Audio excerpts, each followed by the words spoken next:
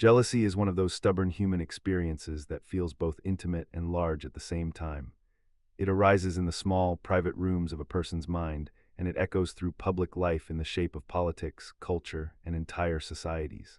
To begin, we must be precise about what jealousy is, and just as important, what it is not. Jealousy is not simply wanting what someone else has. It is a complex emotion that blends fear, loss, value, protection, and sometimes love. When I feel jealousy, I am not merely noticing that you have something I do not. I am fearing that you will surpass me, or that I will lose what I believe I own, whether that thing is affection, status, opportunity, or honor. Jealousy often trades in insecurity disguised as value-affirming concern, the idea that what matters to me is endangered and that I must act to defend it. Let us distinguish jealousy from a few closely related terms that are easy to confuse. Envy is, in common usage, the longing for what another person has. Envy says, in effect, that I want your thing, your success, your good fortune. It is directed outward, toward the object of another's advantage.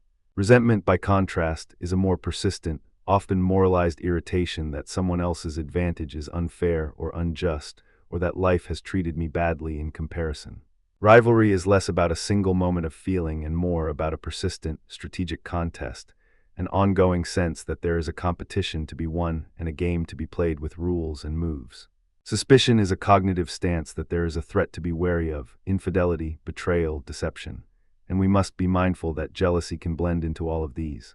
A romantic jealousy may involve suspicion of a partner's fidelity, while professional jealousy can be a sour mix of envy and fear of being outstripped by a colleague.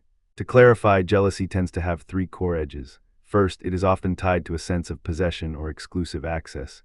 You belong to me in some sense, or at least you belong with me within a relationship, a role, or a social circle. Second, it is powered by fear of loss, fear of decline, fear of being overshadowed, fear of being replaced. Third, it is frequently bound up with a moral or identity claim. Jealousy can imply that the other person's success reduces one's own worth, or that one's social standing or personal integrity requires defending what is rightfully theirs. Historically, the word has roots that expand beyond modern psychology and into the textures of ancient ethics and myth. In classical Greek, the term phthonos is central. Phthonos is often translated as envy, but it carries a particular flavor, the pain or the sourness we feel when we perceive someone else's good fortune. Aristotle uses the word to map a specific human defect. Envy that wounds the soul because it fixates on another's good while gnawing at one's own sense of justice or self-worth. In the Aristotelian framework, envy is not merely an unfortunate emotion. It is something that can corrode character, turning admiration for excellence into bitterness that shines through in petty actions or moral missteps.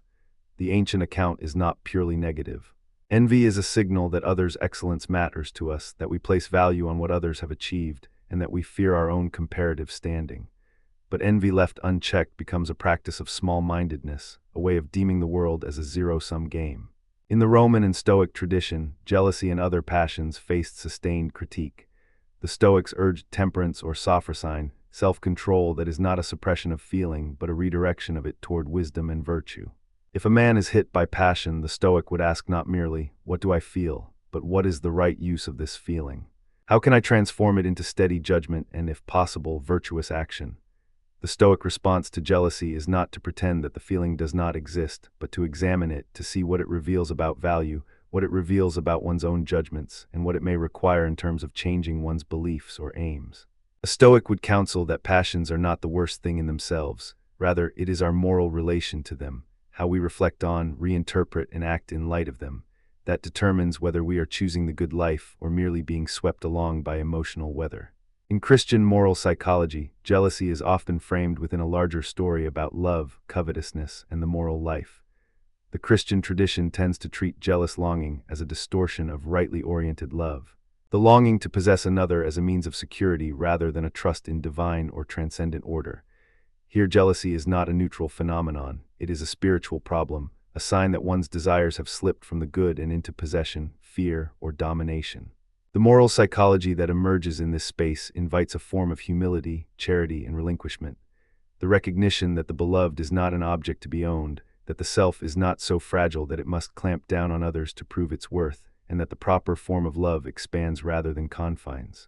In modern psychology and empirical study, jealousy is often approached through data about relationships, attachment styles, and evolutionary considerations. modern research tends to confirm something intuitive and nuanced. Jealousy arises in contexts where social bonds, reproductive interests, or status dynamics are at stake. It is a signal that the relationship or the status is valued, but it can also signal insecurity and fear of loss. From an empirical perspective, jealousy correlates with attachment anxiety in romantic contexts, with concerns about social status in professional settings, and with fear of being replaced or outperformed in various life domains. Yet there is also a robust critique within contemporary philosophy of science. Jealousy is not merely a cognitive appraisal. It is a lived, embodied temporal experience that changes its texture depending on culture, gender norms, and social scripts. This is why cross-cultural studies are instructive. The forms jealousy takes and how it is managed vary across societies with different frameworks of kinship, honor, and social harmony. To ground this discussion in concrete stories is to see how jealousy threads through drama, myth, and history. Let us begin with a mythic observation, a divine-scale example that captures the raw magnetism and danger of possessiveness. Hera's jealousy toward Zeus's lovers is not simply jealousy in a private marriage. It is a cosmic drama about sovereignty, fidelity, and the anxiety that the sacred bond might be compromised by the gods' extramarital entanglements. In the myths, Hera polices the marital boundary, sometimes with cunning, sometimes with wrath, and the effect is not merely personal pain but a rupture that ripples through the heavens and governs the fates of mortals. Hera's envy of Zeus's lovers becomes, in its own mythic register, a drama about the fragility of exclusivity, the anxiety of losing influence, and the moral hazard of holding power over others' lives. The myth makes visible a truth philosophers later try to articulate in more careful terms. When the stakes of possession are high, jealousy can escalate into acts that harm relationships, destabilize communities, and corrupt the judgment of even the most noble beings. The human historical narrative offers another compelling instance. Laïus, the king in Shakespeare's The Winter's Tale, embodies jealousy as a social and psychological catastrophe.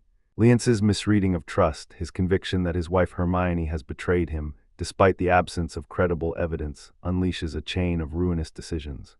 The play stages jealousy as a melodrama of misinterpretation. A single conviction, born of insecurity and fear, sets off an inexorable set of consequences: estrangement, false accusation, sleep, exile, and a literal statue that becomes a mobile monument to heartbreak and the fragility of human trust. Laïus's jealousy is not simply a personal failing. It reveals how fear can warp perception, how suspicion can justify cruelty, and how the protection of one's own status can lead to the disintegration of what is most precious. Family, community, and truth, two additional historical anecdotes help us see jealousy under different lights.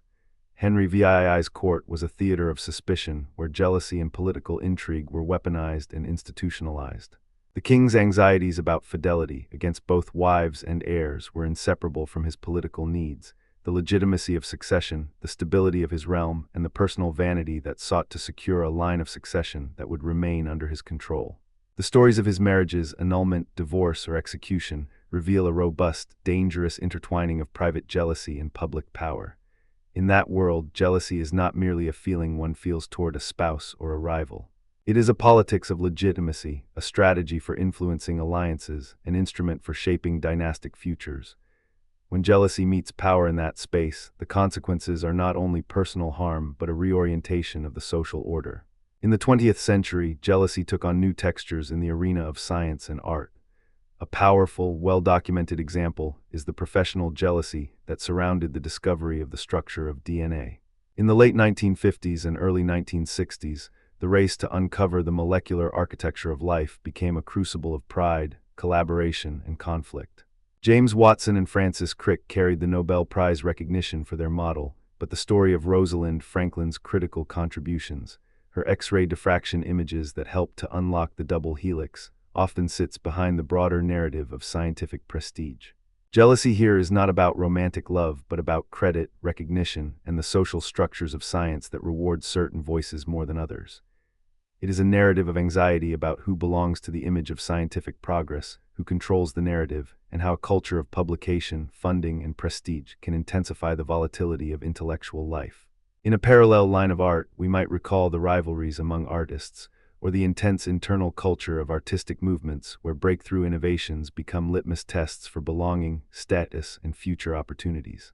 Jealousy in these modern arenas reveals how fear of losing one's place can drive both extraordinary achievement and, sometimes, petty or damaging behavior. Within these stories, we can identify several core arguments about the nature of jealousy. The first major argument treats jealousy as a signal of value and care. When we feel jealous, we are indicating that the thing in question matters to us enough to risk pain. The emotion in this view is evidence of attachment to something that we believe is meaningful, a relationship, a status, a project, or a potential life direction. The claim is that jealousy is not inherently bad. Rather, it becomes morally problematic when it leads to actions that harm others or distort reality. If jealousy signals value and care, then it can be a prompt to clarify one's commitments, to articulate boundaries, to invest in the relationship, or to rebuild trust with honesty and courage.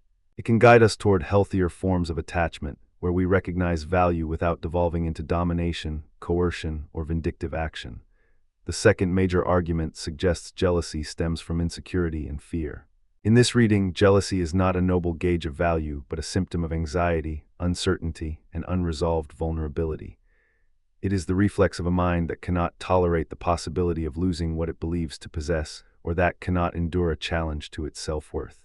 Here, jealousy becomes compulsive and self-defeating. It can poison relationships from within, undermine trust, and produce a self-fulfilling prophecy, where the very actions driven by jealousy provoke the very outcomes one fears. This account emphasizes introspection, therapy, and moral education as ways to transform jealousy from a destabilizing force into a spur for self-awareness and healthier boundaries. But there are important counterarguments to both conceptual lines. First, the signaling view can be criticized for being overly optimistic about what jealousy reveals. Jealousy can, in practice, distort perception to such a degree that it obscures genuine signals or creates false alarms. A jealous person may misinterpret harmless actions as threats, or may react defensively in ways that erode trust even when the partner or colleague is acting with integrity.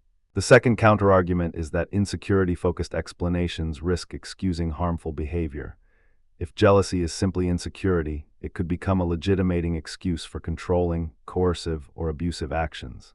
A virtuous ethics would require not only understanding jealousy, but also distinguishing between what is morally permissible or impermissible in response to jealousy. When does a protective boundary cross into domination? When does suspicion justify a necessary inquiry into fidelity or integrity? And when does it become an excuse to wound others? These arguments about value, care, insecurity, and fear are not just academic disputes. They touch everyday life in subtle ways. They invite a reflective stance toward jealousy, not a simple condemnation or celebration, but a careful assessment of how jealousy arises, what it reveals about our desires and our social environment, and how we might respond in ways that protect the good life rather than degrade it.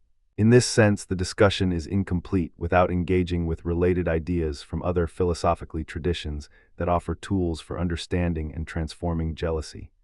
Aristotle's notion of thonos remains a crucial anchor. If envy is the pain at another's good fortune, then we can ask, what is the proper aim of human life in light of this emotion? Aristotle's solution is not to banish envy, but to cultivate a cultivated sense of recognition that excellence in others does not diminish one's own worth. The virtuous person learns to celebrate legitimate achievements while maintaining a realistic view of one's own potential. This is not mere sentiment. It is a disciplined practice of judgment that preserves social harmony and personal integrity. The cross-cultural angle adds nuance. In many East Asian and other cultural contexts, social harmony takes priority over overt self-assertion, and jealousy is often mediated by group norms that channel competitive energies into communal or communal aspirational projects rather than personal conquest. Confucian and Taoist reflections in different registers remind us that envy can be redirected into virtuous education, seeing excellence in others as a mirror that invites self-improvement rather than as a threat that must be crushed. Hume provides a counterbalance, insisting that reason is the slave of the passions. In this light, jealousy is not a standalone moral agent. It is a passion that can drive or derail judgment depending on how reason engages it. The famous statement, "Reason is and ought to be the slave of the passions," does not dismiss jealousy. It demands that we examine how our reasoning serves or resists the impulse.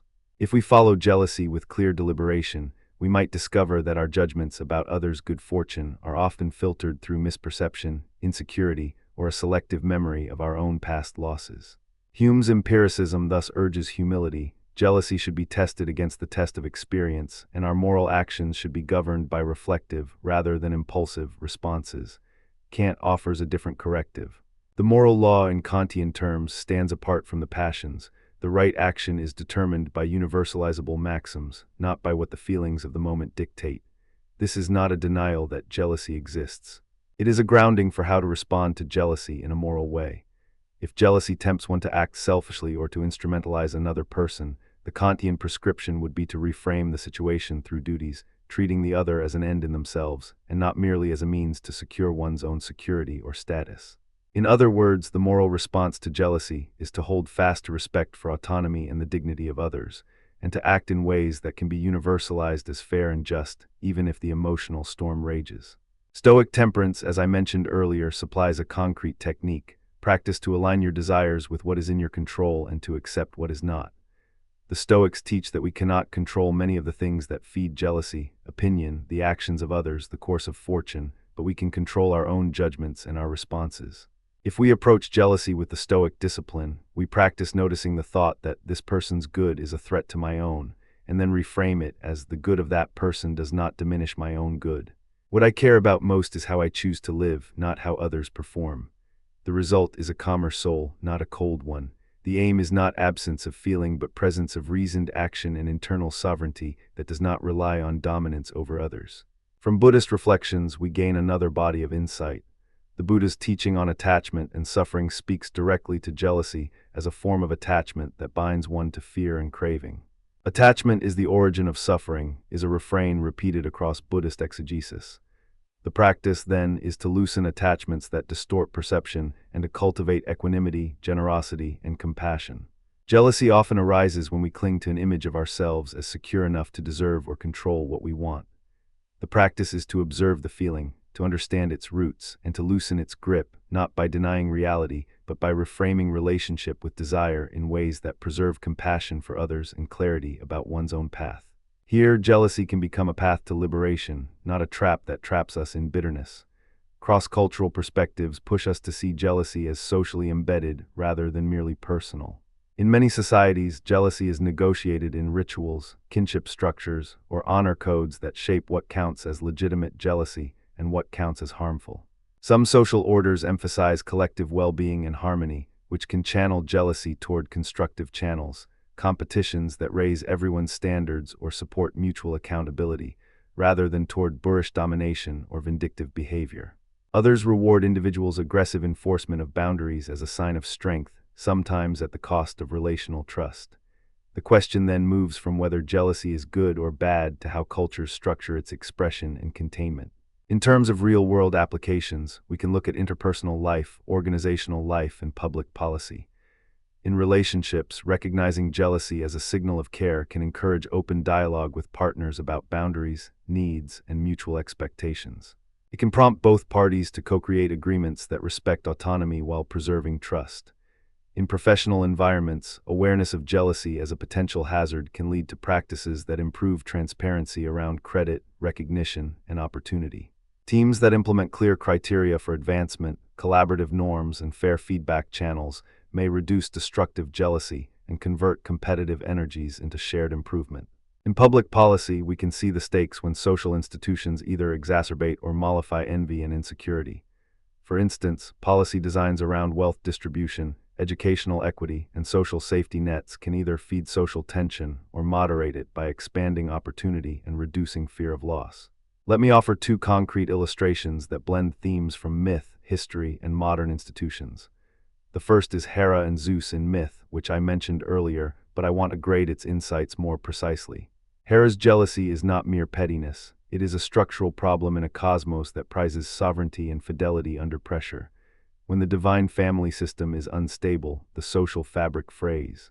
The myth shows that jealousy can escalate to actions that harm others and distort the truth, and it invites us to reflect on how personal possessiveness intersects with political power, how threats to intimate loyalty reverberate in public life.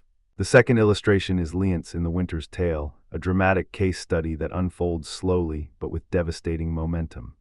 The audience experiences the collapse of trust as a social resource. Friendship, family, and the court all spiral into suspicion. Lientz's jealousy is a cautionary tale about the cost of misreading reality and of acting on fear rather than evidence. It is a dramatic microcosm of what can happen when jealousy masquerades as virtue, when it becomes a shield against vulnerability, and when the desire to protect one's own status leads to the destruction of what matters most.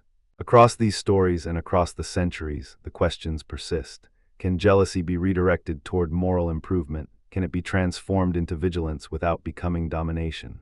Can we as individuals and as communities cultivate a stance toward jealousy that fosters trust, fairness, and compassion? The path forward involves a discipline of thought and practice. It invites us to examine our cognitive habits, how we interpret others' actions, how we attribute motives, how we compare ourselves to others. It invites us to examine our emotional habits, how we allow fear to govern our responses, how we respond when the beloved becomes the beloved to someone else, how we respond when a colleague's success challenges our own sense of worth. And it invites us to examine our social structures, whether our intimate relationships, our workplaces, and our communities provide channels for jealousy to become constructive energy that elevates rather than degrades. To weave the diverse strands together, we should consider cross-references and cross-pollinations among thinkers across time. Aristotle's Phthaunos gives us a vocabulary for recognizing envy as a particular form of distress about others' good fortune. Hume's radical claim about reason and passion prompts us to examine the will behind jealous acts and to resist reducing jealousy to a mere irrational impulse. Kant's distinctions remind us to cultivate moral action independent of our emotional turbulence, insisting that the dignity of persons requires that we treat others with respect, not as instruments for the defense of our own security. The Stoic tradition teaches a practical method of emotional regulation, a form of cognitive therapy long before modern psychology that helps us reframe desire and protect social virtue. Buddhist thought adds a generous dimension of compassion and relinquishment, inviting us to loosen our attachments while preserving care for others. Cross-cultural perspectives widen the lens further, showing that jealousy is not a universal, monolithic urge but a socially shaped repertoire, a tool that can be used to threaten, maintain, or reform social order. Consider, as a closing reflection, the quiet utility of jealousy as a diagnostic tool for our moral life. If jealousy reveals what we value deeply, it can become a teacher of what we need to repair. Broken trust, unspoken insecurities, misaligned expectations, or a lag between our ideals and our habits. If jealousy reveals our fears about loss, it can become a call to strengthen the bonds that matter, to invest in relationships with honest communication, to design institutions that recognize merit while safeguarding dignity, to cultivate inner life that can withstand the storms of comparison without becoming cruel or small. If jealousy can be reframed as a form of moral feedback rather than a pure impulse of domination, then it becomes a meaningful prompt to grow inwardly and to act outwardly with greater integrity. In this sense, jealousy belongs to the long conversation about human flourishing. It is not the only voice in that conversation, but it is a persistent, challenging, instructive voice. We hear it in the quiet rebuke of a partner who senses a drift in trust. We hear it in the fevered excitement of a scientist racing to a discovery. We hear it in a myth that asks us to consider how power and longing shape the heavens. We hear it in a king's fear that his line will fail, in a playwright's mirror of human frailty. The task for us, then, is to listen to jealousy with care and to respond with deliberation. To acknowledge its sting, to analyze its grounds, to cultivate the virtue that transforms it into a force for understanding, or at least for preventing harm. Let us bring two more anchors into the conversation, two primary source touchstones that illuminate the sources and responses to jealousy. First, a line from Aristotle's Discussions of Envy that captures the core sentiment in a compact form. Envy is the pain at the good fortune of others. This is not merely envy's dictionary definition. It is a window into the moral psychology that jealousy can reveal, a pain that can either degrade or elevate one's character depending on how we respond to it. Second, a pivotal modern note from the philosopher David Hume. Reason is and ought only to be the slave of the passions. This blunt claim insists that our emotional life shapes our reasoning and, by extension, our choices in relation to jealousy. If we want to understand jealousy as more than a fleeting feeling, we must consider how our reason serves or questions our passions in the service of moral truth rather than mere self-preservation. From Epictetus, we have a practical line for living with jealousy without letting it define us. We are not disturbed by events, but by the opinions we have about them. The implication is that jealousy thrives where we misinterpret the world or over-identify with our own status. By learning to observe the feeling without immediately acting on it, we begin to separate the seed of jealousy from the fruit of action. A Kantian would push further, act in a way that could be universalized, treating others not as means to protect your own status but as ends in themselves. A Buddhist perspective would counsel a mindful detachment that preserves compassion and insight while softening the grip of attachment. A Stoic practice would propose a disciplined process of inquiry and response, transforming jealousy into a disciplined pursuit of self-mindment and social harmony. And a cross-cultural lens would remind us that there are different, sometimes more forgiving or more stringent ways to distribute honor and reward, which can either inflame or dampen jealousy. In sum, what Section 1 offers is not a single verdict on jealousy but a map of its terrain. We have the definition and the distinctions: jealousy as a defense against loss, a care for what one values, a fear of being replaced or diminished. We have the types: romantic, professional, familial, and existential or status-driven. We have the historical grounding: ancient Greek phthonos, Roman and Stoic critiques of passion, Christian moral psychology, and modern empirical understandings. We have the dramatic case studies: Hera's divine jealousy and Leonce's ruinous trust, which show the stakes when jealousy is not properly navigated.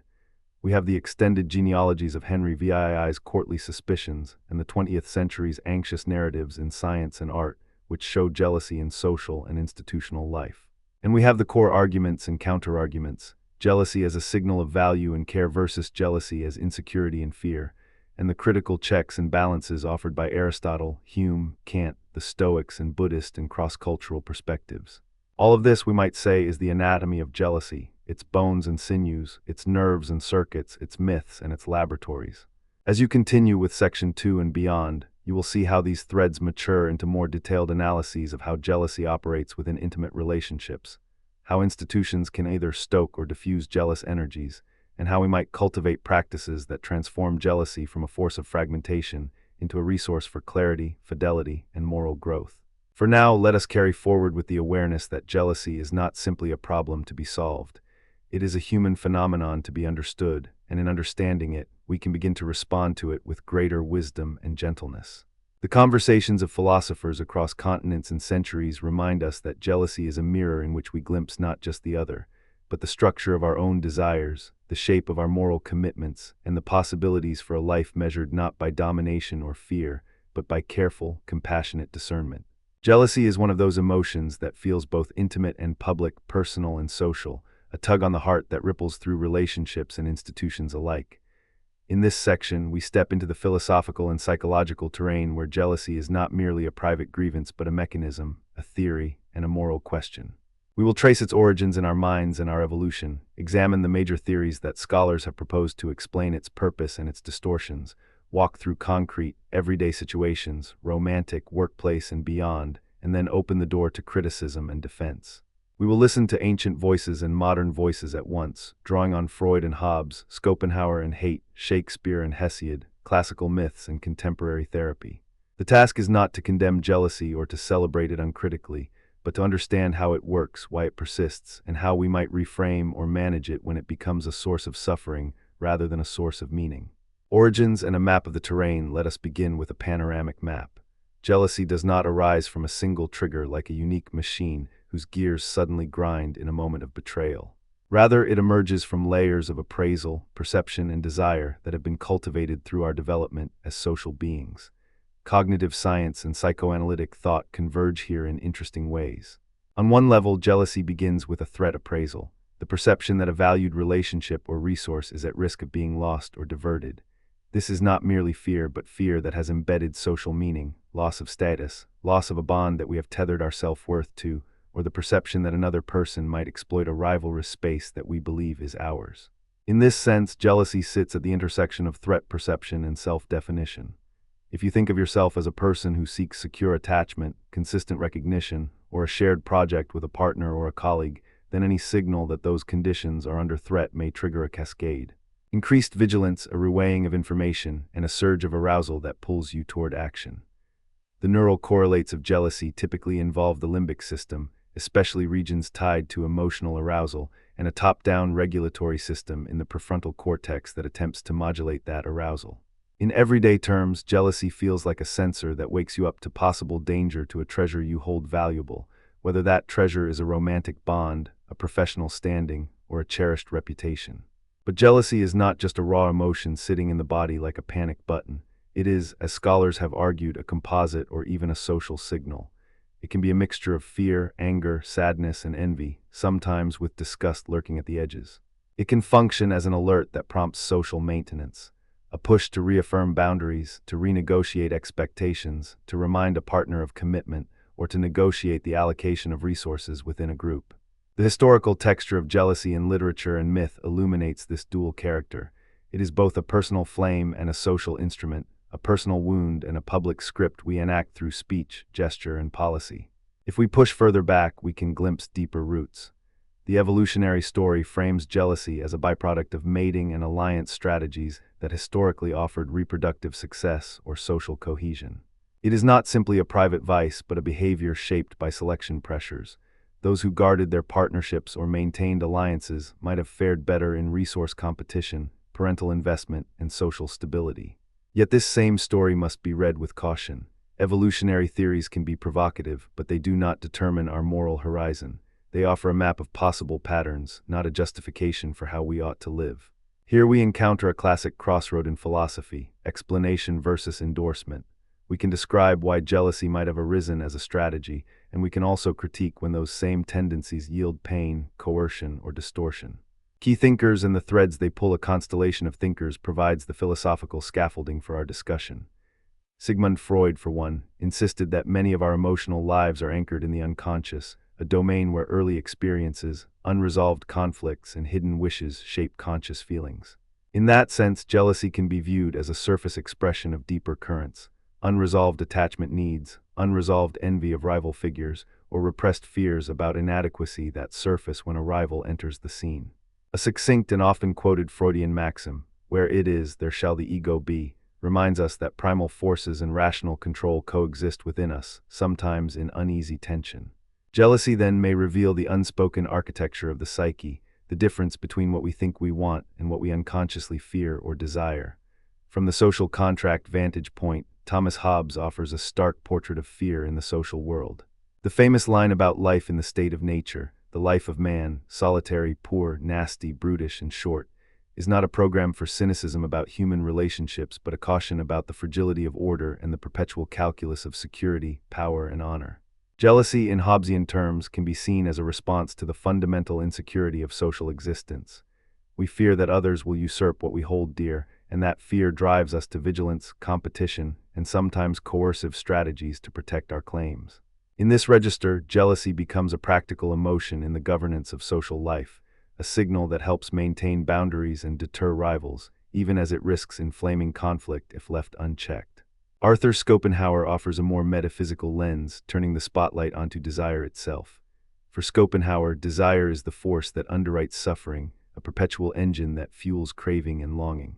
Jealousy, as a form of desire tied to possession and the fear of loss, sits squarely in his account of how wanting something we do not fully possess creates restless longing. In his phraseology, desire is the essence of life. Jealousy becomes a particular instantiation of desirous striving that never fully satisfies, because the object of desire remains, by its nature, something that can be threatened, enjoyed, or claimed by others. The philosophical insight here is not to condemn desire wholesale, but to recognize that the structure of longing can produce grief and conflict when it is misdirected or amplified. And then there is the modern, plural voice of Jonathan Haidt on moral emotions and social life. Haidt's work emphasizes how moral emotions, empathy, indignation, anger, moral outrage, and yes, jealousy in its social face, emerge in the intersection of cognition, culture, and group life. He invites us to attend to the social and moral ecosystems in which jealousy circulates, the norms that govern admiration and envy, the signaling of loyalty, the enforcement of boundaries, and the delicate balance between self-regard and regard for others. Haidt does not reduce jealousy to a single mechanism. Rather, he situates it within a broader ecology of social emotions and moral reasoning.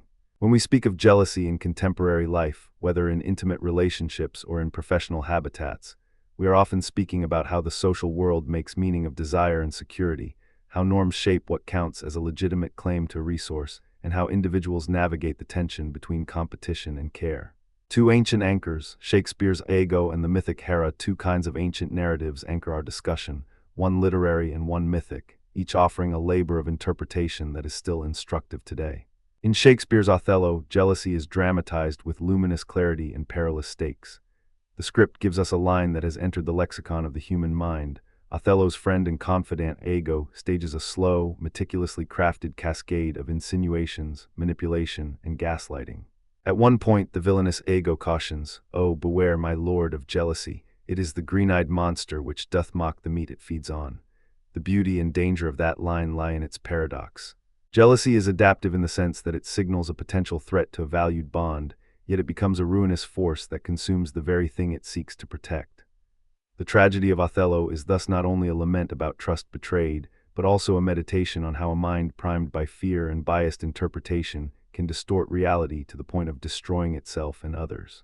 Now to the mythic register, where Hera's jealousy enters as a cosmic drama with consequences for gods and mortals alike. Hera embodies a divine version of the same human impulse. A fear of loss, a longing for fidelity, and a readiness to enact punitive responses when trust is perceived to be broken or endangered. The myths portray her as a goddess who guards the sanctity of marriage and divine authority, yet whose responses sometimes resemble petty or overwhelming reactions to perceived slights or infidelities. The divine stage in which Hera's actions ripple through the cosmos, parents, heroes, and kingdoms affected by the jealous mood of the Queen of Gods, offers a stark allegory for how jealousy, misapplied, can cause collateral damage across communities, across generations, and into the mythic memory of civilizations.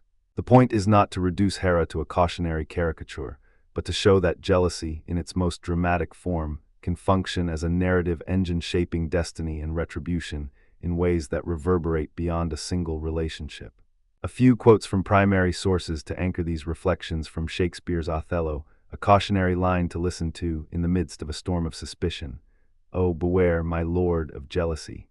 It is the green-eyed monster which doth mock the meat it feeds on." This sentence is a compact, piercing description of jealousy as a self-consuming force that distorts perception and erodes the self as it erodes the bond. From Sigmund Freud, a window into the deep structure of jealousy within the psyche. Where it is, there shall the ego be. This memorable formulation invites us to recognize that the primitive, unregulated desires in the id can overwhelm the cognitive control of the ego, especially under threat to attachment or self-esteem. From Thomas Hobbes' The Anatomy of Social Fear in Human Life, the life of man, solitary, poor, nasty, brutish, and short. The line survives as more than a bleak portrait. It is a reminder that fear of loss, fear of others' power, and fear of scarcity are not mere moods but fundamental drivers that shape political, familial, and romantic behavior. From Arthur Schopenhauer, The Gravity of Desire. Man can do what he wants but cannot will what he wills. In this succinct line, we glimpse the melancholic tension between agency and the direction of our deeper, sometimes irrational impulses that fuel jealousy and longing. From Hesiod or Homeric tradition, we step into a rough-and-tumble mythic register. We can recall the sense that the divine household is a theater of jealousy, love, and consequence. The exact lines vary by translation and edition, but the sense endures. Gods and heroes react to passion with loyalty and betrayal, punishment and reward, exactly because the social fabric of divine life mirrors the human fabric of intimate life. Theories about jealousy in philosophy and psychology. 3 central currents. First, jealousy as a composite emotion. Some scholars propose that jealousy is not a single primitive feeling, but a combination of distinct affective components. Fear of loss, anger at the rival, sadness about separation, and envy or possessive desire. In this view, jealousy is an emergent state, not a single feeling, which helps explain why it can take on different textures across contexts, romantic, familial, or professional. The appraisal process is crucial here. We interpret a signal as a threat to a valued relationship, and that interpretation triggers the blend of emotions appropriate to the situation. The strength of this approach is explanatory power. It helps us understand the variability of jealousy across cultures and individuals, and why it can be both constructive, prompting fairness, boundary setting, and effort to repair a bond, and destructive, fueling controlling behavior, gaslighting, or aggression. It also dovetails with neuroscience, in which multiple neural circuits, emotional, cognitive, and motivational, are recruited in different proportions as the context shifts. Second, jealousy as a signal for relationship maintenance. A second theoretical strand treats jealousy not simply as a negative emotion, but as a mechanism that communicates the seriousness with which an agent cares about a relationship. When a partner's perceived infidelity is triggered, jealousy can function to reestablish boundaries, reaffirm commitment, and signal that certain behaviors are unacceptable. In this sense, jealousy is a social instrument, one that can promote cohesion and accountability when channeled wisely. The problem arises when such signals are misread, or when the response is coercive rather than corrective. The maintenance function view encourages introspection about how we respond to jealousy. Does our reaction help preserve trust and respect, or does it erode autonomy and trust further? Third, jealousy as a byproduct of mate guarding strategies in evolutionary psychology. This is a more ecological account. Jealousy is seen as an adaptation to the pressures of mating competition and resource defense, a mate guarding strategy that helps protect paternity certainty or resource distribution. This view has intuitive appeal because it aligns jealousy with reproductive success in ancestral environments, explaining why it persists across cultures. Yet it invites rigorous ethical scrutiny. If jealousy is an evolved impulse, how do we decide when to restrain it in the name of modern fairness, autonomy, and consent? Can we distinguish between adaptive vigilance and pathological certainty, between protective caution and controlling coercion? The modern tension lies in translating an evolutionary story into normative guidance for how we ought to relate to others in diverse, contemporary settings. A closer look at the mechanisms. Appraisal theories, threat perception, social comparison, attachment dynamics, and neural correlates appraisal theories offer a conceptual framework for understanding jealousy. They emphasize that emotions arise not directly from events but from our evaluation of those events relative to goals, needs, and expectations. If a partner's attention shifts away, if a colleague's success appears to eclipse ours, if there is a perception that what we value is at risk, the appraisal process mobilizes a distribution of feelings and urges. The precise content of the appraisal, perceived intentionality, controllability of the threat, and the importance of the relationship helps determine the emotional flavor and the behavioral response. Threat perception sits at the heart of jealousy. It is not simply fear of losing a person. It is the fear of losing a future together, a changed social status, or a diminution of our own value in the eyes of the other. In romantic jealousy, the threat to a future, shared or promised future becomes salient. In workplace jealousy, the threat is the potential loss of professional standing, recognition, or a path to advancement. The perception of threat can be magnified by uncertainties, ambiguous signals, conflicting information, or a lack of transparent communication. When threat perception is high and uncertainty is pervasive, jealousy tends to intensify, often crossing into rumination, blame, and preemptive strategies to cut off or compete.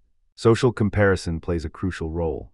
Humans naturally compare themselves to others, calibrating their self-worth against the achievements, status, or desirability of those around them. When a rival appears, someone who seems to have gained a foot in the door, a better romantic match, or a more celebrated project, the automatic comparison can trigger jealousy. This is not simply about who has more success, but about what we interpret as a threat to our own standing, a threat to our own narrative of who we are in relation to others. Social comparison is a cultural artifact as well. Some communities encourage more egalitarian, cooperative signaling, while others amplify competition and status stratification. In the modern world, social media provides a particularly potent amplifier for this mechanism, intensifying perceived gaps between self and others and fueling envy, longing, and insecurity that can feed jealousy. Attachment dynamics provide another lens. The quality of early emotional bonds and ongoing relational patterns shapes how we experience jealousy. Individuals with secure attachment may experience jealousy as a manageable signal that prompts honest communication and boundary negotiation. Those with anxious attachment may experience it as a more turbulent, hypervigilant state characterized by worry, overanalysis, and persistent querying of the relationship's foundation. Insecure attachment can magnify cognitive distortions. The mind conjures worst-case scenarios, assumes malicious intent, and interprets benign actions as signs of betrayal. This is not to pathologize all jealousy as the fault of insecure attachment. Rather, it highlights how underlying relational schemas can amplify or mitigate jealous responses, depending on context, communication, and conscious choice. The neural correlates of jealousy are a field of ongoing research, but there is convergence on a general pattern. Emotional arousal in limbic structures, insula, amygdala, ventral striatum under certain conditions, coupled with regulatory input from prefrontal areas that attempt to modulate impulse, reinterpret the situation, or plan adaptive action. When the emotional surge is intense and regulation is weak, actions can become impulsive or destructive. With strong cognitive reappraisal and healthy communication, jealousy can be redirected toward constructive boundary setting, reaffirmation of commitment, or an intimate conversation that deepens trust. The neuropsychology literature invites humility. Jealousy is not a simple, single-brain state but a spectrum of interacting processes. Case-based immersion. Two vivid scenarios. Let's bring these threads into the texture of human life with two scenarios that illuminate how jealousy plays out in different domains.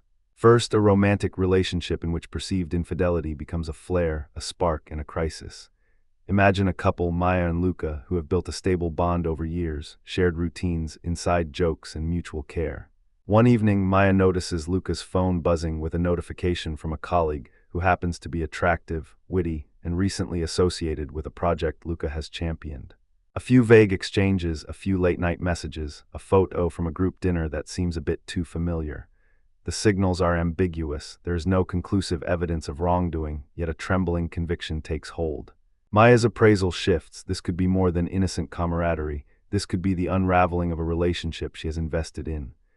The threat perception kicks in with not just the fear of losing Luca, but the fear of losing the shared life they have built, plans for future travel, family discussions, a sense of identity anchored in their partnership. The social comparison dimension might whisper, what if Luca finds someone more compatible, more exciting, more aligned with his evolving self? The attachment pattern matters here. If Maya has an anxious ambivalent style, the threat could become a flaming cycle of doubt and interrogation. If she carries a secure base, she might feel a pull toward open communication rather than surveillance or control. The reaction in turn triggers a cascade of behaviors. Maya might ruminate, replaying messages, scanning for new triggers, or engaging in preemptive boundary setting that could become controlling. She could confront Luca with questions that feel accusatory rather than curious, triggering a defensiveness that closes down honest conversation. In this scenario, the neuroscience is alive with the tension between arousal and regulation. The amygdala may fire in response to potential threat cues. The prefrontal cortex, in a best-case scenario, uses cognitive reappraisal, reframing the perceived threat by asking, what are the facts and how do I communicate with my partner to clarify them?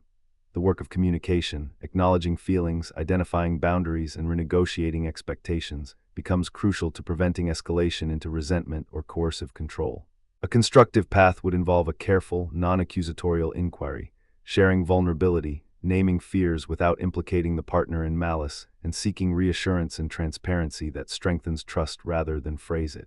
The second scenario unfolds in a different arena, the workplace, where jealousy arises from a colleague's success and the sense that one's own career trajectory is being crowded out. Consider a mid-level manager, Alina, who has worked steadily on a product line for years. A new colleague, Raj, joins the team and quickly delivers a set of high-impact results that outpace Alina's own contribution.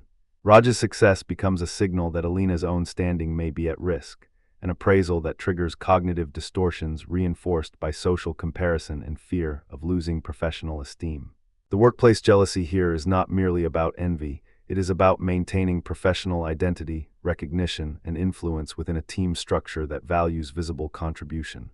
What happens next? Alina might respond with sharper competition.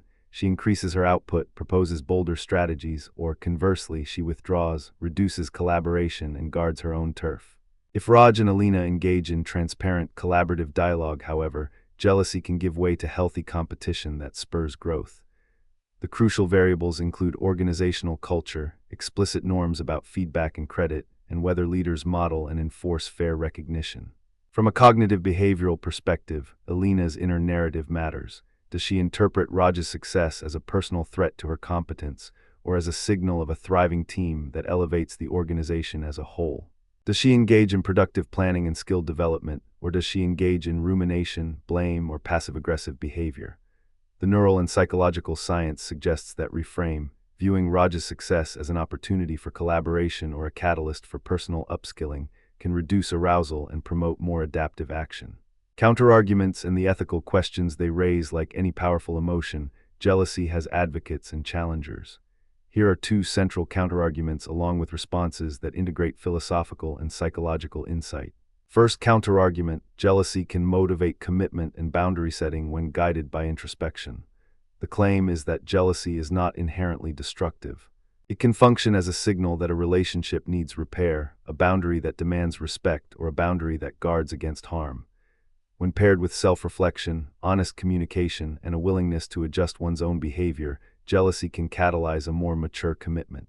The idea aligns with an ethical psychology of boundaries. It is not about controlling the other person, but about clarifying what one values, what is acceptable, and what is necessary for mutual safety and growth. The introspective path, taking a step back, noticing automatic thoughts, distinguishing between threats that are real and threats that are distortions, can reframe jealousy as a prompt toward constructive action rather than a justification for coercion.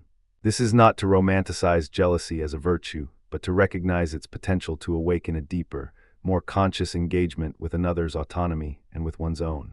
The psychoanalytic vocabulary of working through emotions in therapy tracks with this idea. Jealousy can be transformed through reflection, honest dialogue, and empowerment of the self to act with integrity rather than compulsion. Second counterargument, jealousy might be a maladaptive response amplified by insecure attachment or cognitive distortions. The critique is pointed. When jealousy becomes a reflexive, repetitive pattern, it can undermine autonomy and trust, turning relationships into theaters of suspicion. Insecure attachment can magnify negative interpretations, while cognitive distortions, catastrophizing, all-or-nothing thinking, personalization, can distort the actual threat. The therapeutic implication is clear. If jealousy serves as a maladaptive signal, the task is not to suppress emotion, but to reframe the appraisal with cognitive behavioral techniques. We can teach individuals how to test their assumptions, collect evidence, practice non-judgmental acknowledgement of their own feelings, and communicate in ways that invite rather than demand trust. The ethical question emerges: how do we honor the genuine concerns jealousy expresses while rejecting controlling or coercive behaviors? The answer lies in fostering secure attachment patterns, encouraging open dialogue, and cultivating self-regulation practices that reduce impulsive responses. Historical anecdotes and the moral imagination. The two historical anecdotes we have already touched on, Othello's tragedy and Hera's jealous gods, offer a moral imagination for understanding jealousy's consequences. Othello's tragedy demonstrates how jealousy can be weaponized by manipulation. Iago, the master of insinuation, deploys the social currency of suspicion, insinuating that fidelity cannot be trusted and that appearances are a faithful mirror of reality. The tragedy that follows shows how jealousy, when entangled with deception and a lack of critical reflection, can lead to ruin, the destruction of trust, the erosion of moral character, and the erosion of community. The stage becomes a laboratory in which jealousy reveals the fragility of human agency under manipulation, the vulnerability of perception to bias, and the danger of allowing emotional arousal to guide moral judgment. Hera's mythic jealousy, in turn, offers a cosmic scale to the same dynamics. The jealousy of a divine queen, guarding the sanctity of marriage and order, produces consequences that cascade through mythic history. Patterns of punishment, transformations of heroes, and the shaping of destinies. The point of this mythic lens is not to demonize jealousy, but to insist that jealousy, when deprived of empathy and tempered by reflection, can distort justice, exact collateral harm, and disrupt the social order that sustains communities.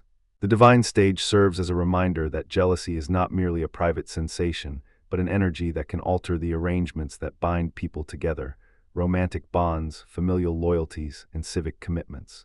A modern therapeutic example, reframing jealousy through cognitive behavioral techniques to bring this closer to everyday life.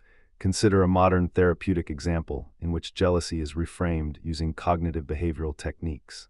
A client comes in with chronic jealousy in relationships. The therapist guides the client through a structured approach, first, identifying the triggers and the automatic thoughts that flow in the moment of perceived threat.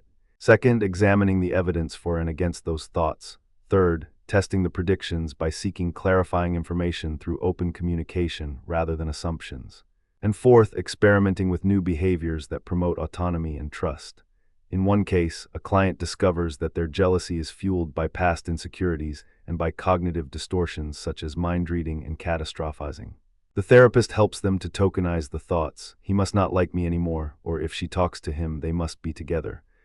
They then practice stepping back from these thoughts, reappraising the situation, and engaging in a direct, compassionate conversation with their partner about needs, boundaries, and reassurance.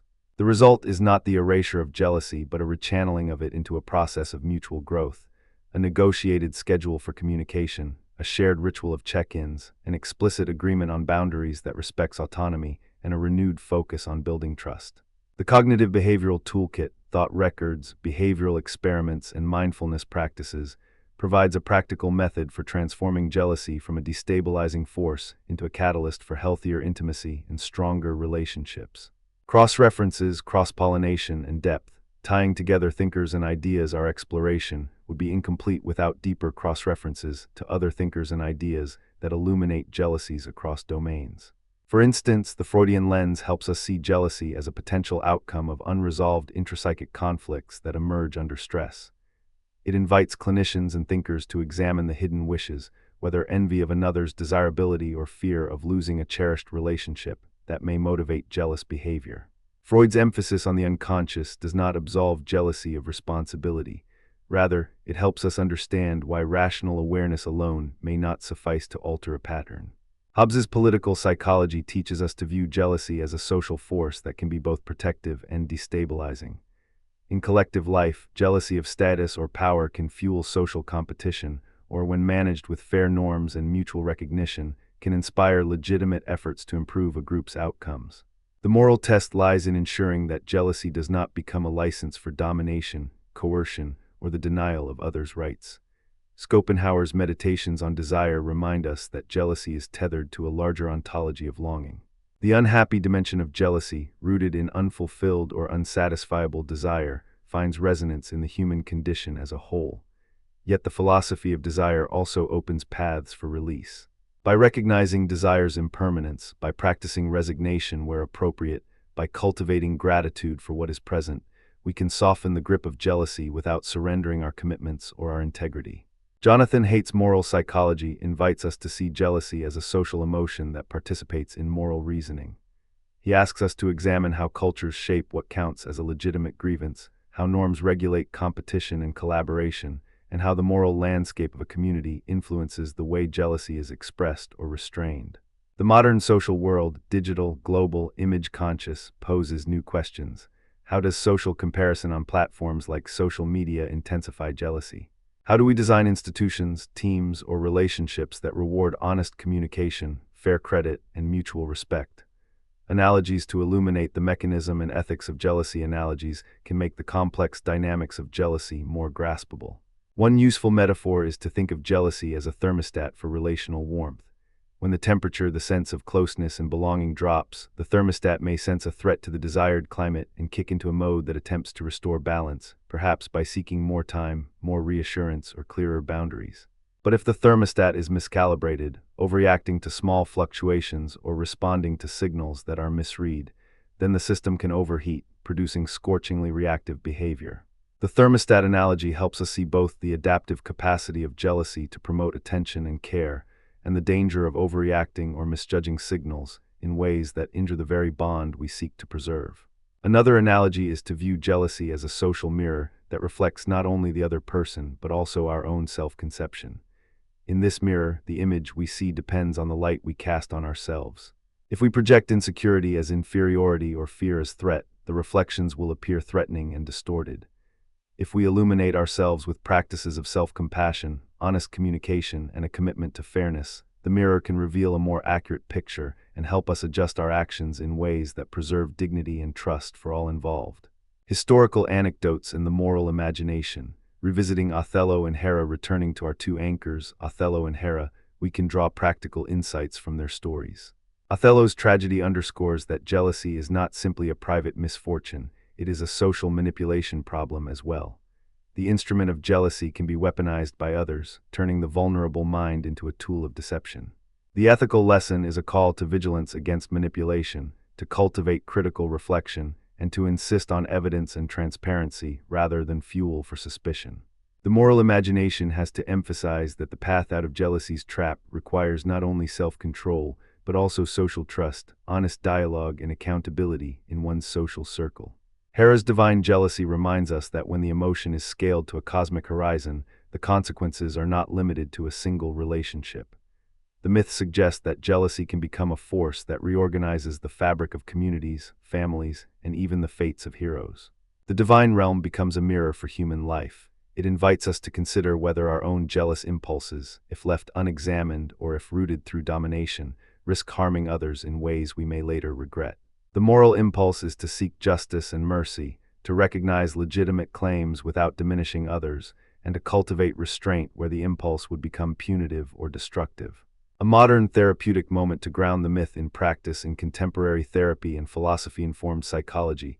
jealousy can be reimagined as a potentially transformative emotion when it is met with mindfulness, introspection, and relational work. A modern therapeutic moment might involve a client who recognizes that jealousy is not simply a reaction to the other person's actions, but more profoundly, a signal about their own needs for safety, affirmation, and autonomy. The process would involve naming the jealousy, exploring the underlying beliefs about self-worth, and designing a concrete plan for repairing trust and negotiating boundaries. The aim is not to erase jealousy, but to move from reactive spirals to reflective action. A conversation with one's partner or colleague about needs, a plan to build shared projects with transparency rather than secrecy, and a commitment to self-regulation that reduces the likelihood of explosive or coercive responses.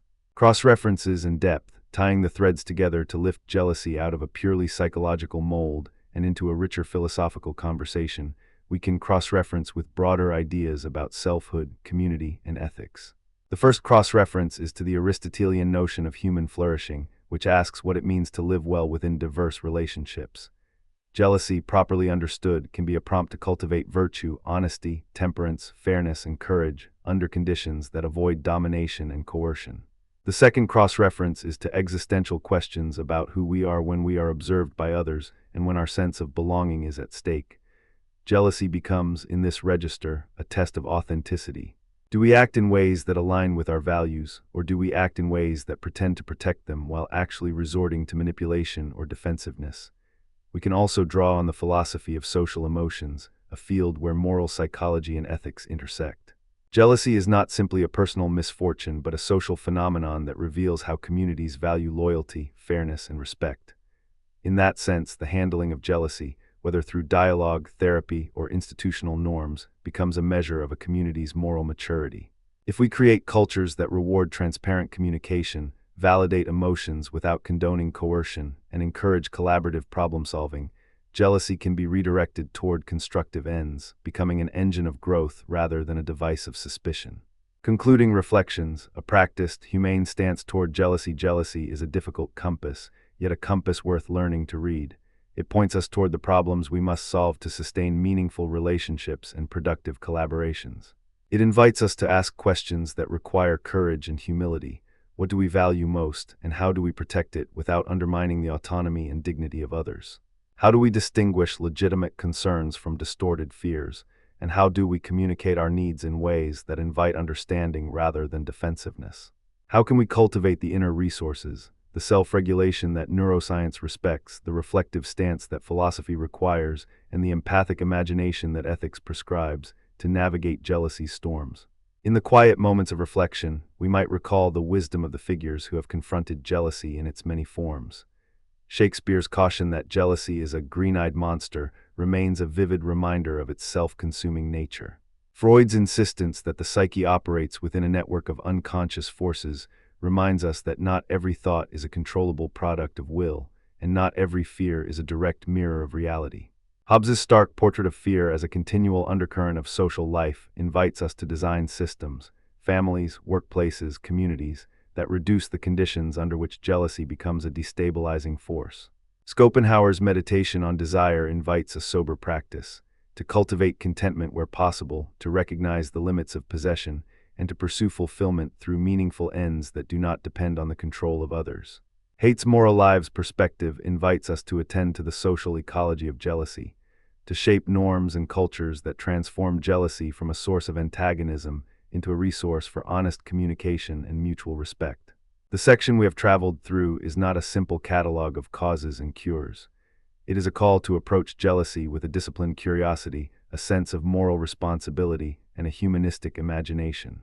It asks us to listen to the signals jealousy sends, to interrogate the stories we tell ourselves, and to choose actions that preserve the dignity of all involved while remaining true to our commitments and to our own integrity. It invites us ultimately to a more mindful, more ethical way of living with the inevitability of jealousy, one that seeks not to eradicate it, but to understand and channel it in ways that strengthen relationships, communities, and the social world we share. As we close this segment, perhaps we can carry into the next the sense that jealousy, when understood and tended with care, is not merely a disruptive force to be contained.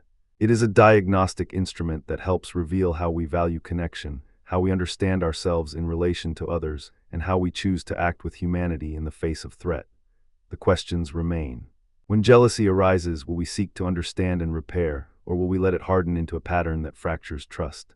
The answer, as in all questions of human life, lies in the continuous practice of reflection, communication, and ethical choice.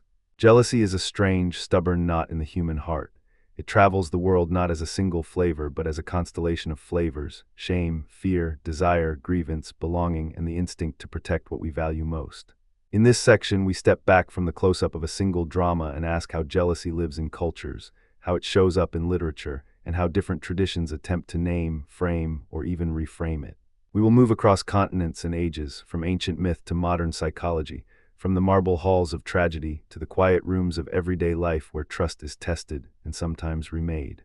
The aim is not to judge jealousy as good or bad in every case, but to understand its textures, how it is shaped by norms, how it acts as a signal about social bonds, and how, in some instances, it becomes a doorway to insight rather than a verdict of condemnation.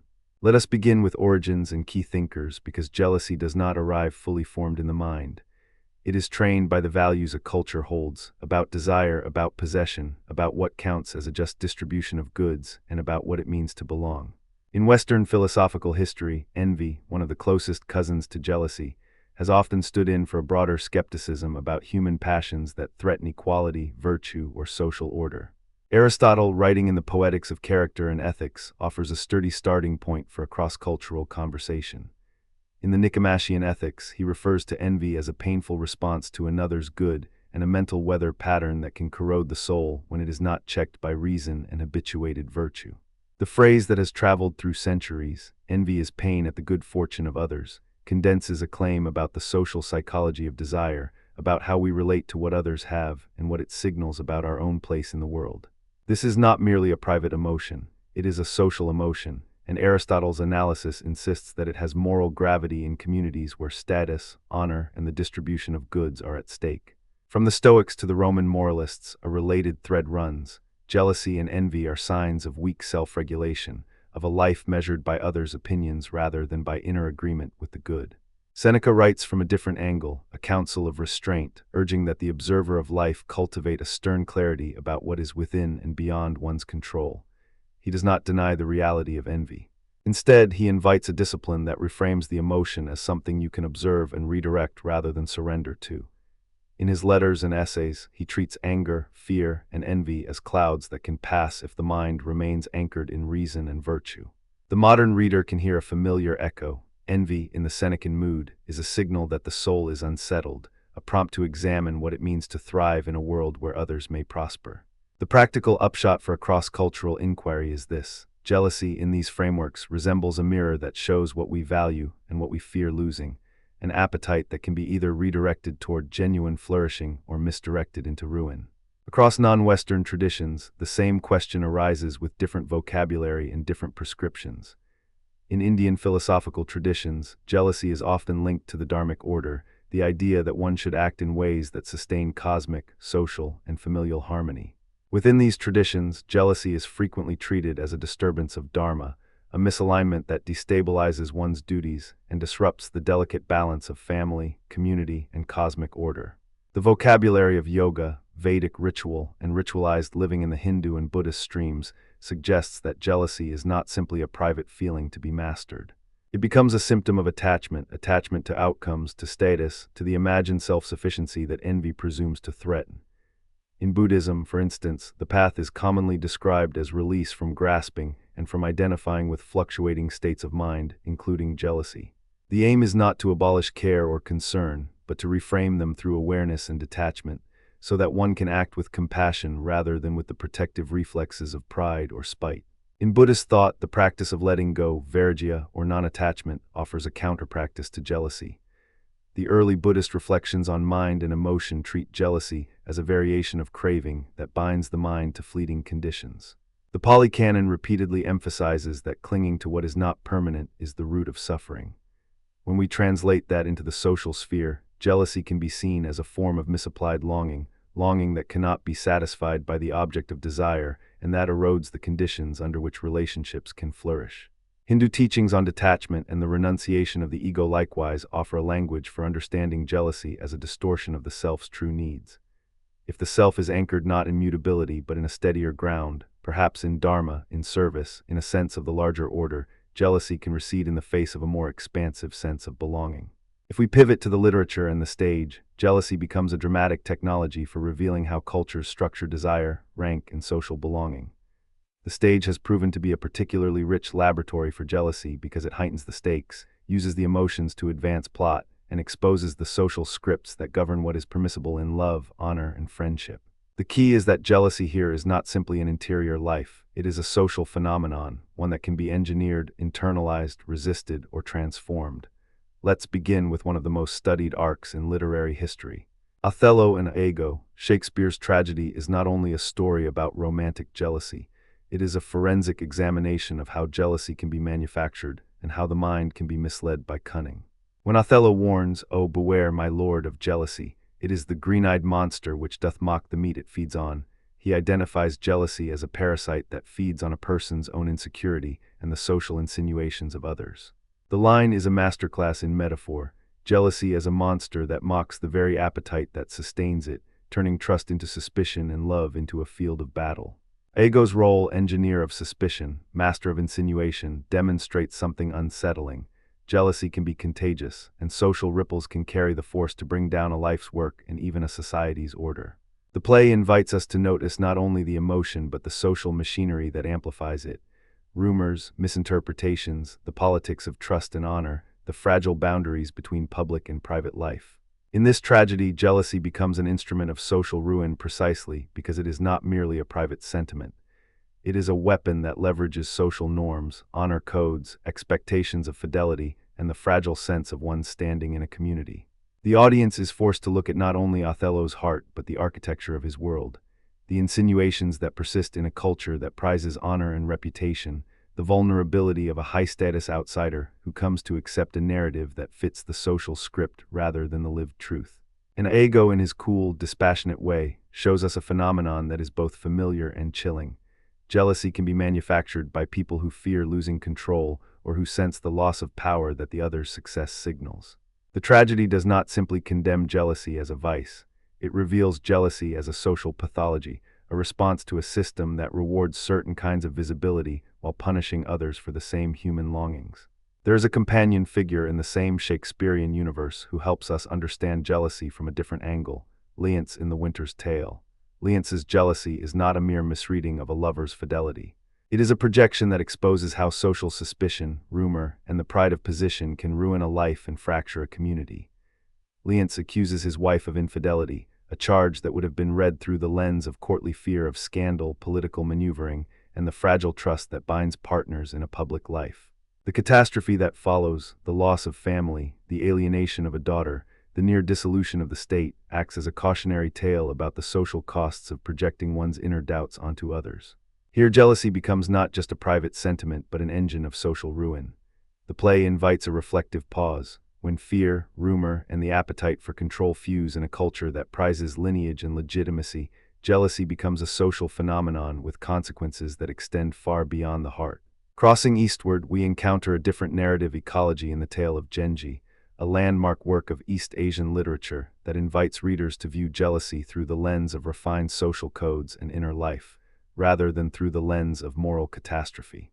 In Genji's world, jealousy often arises within the delicate ballet of court life, affairs, rivalries among retinues, the competition for favor, the desire for beauty, and the ache of being overlooked.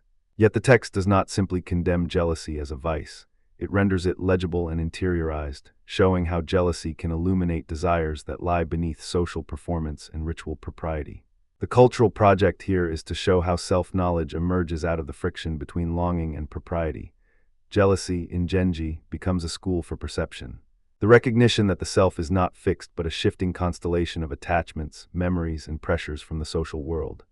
The reader is invited to observe Genji's own mind as it traverses longing and restraint, how emotion is braided with aesthetics, and how the sense of belonging in a highly stratified society can both nurture beauty and foment envy in its most delicate forms.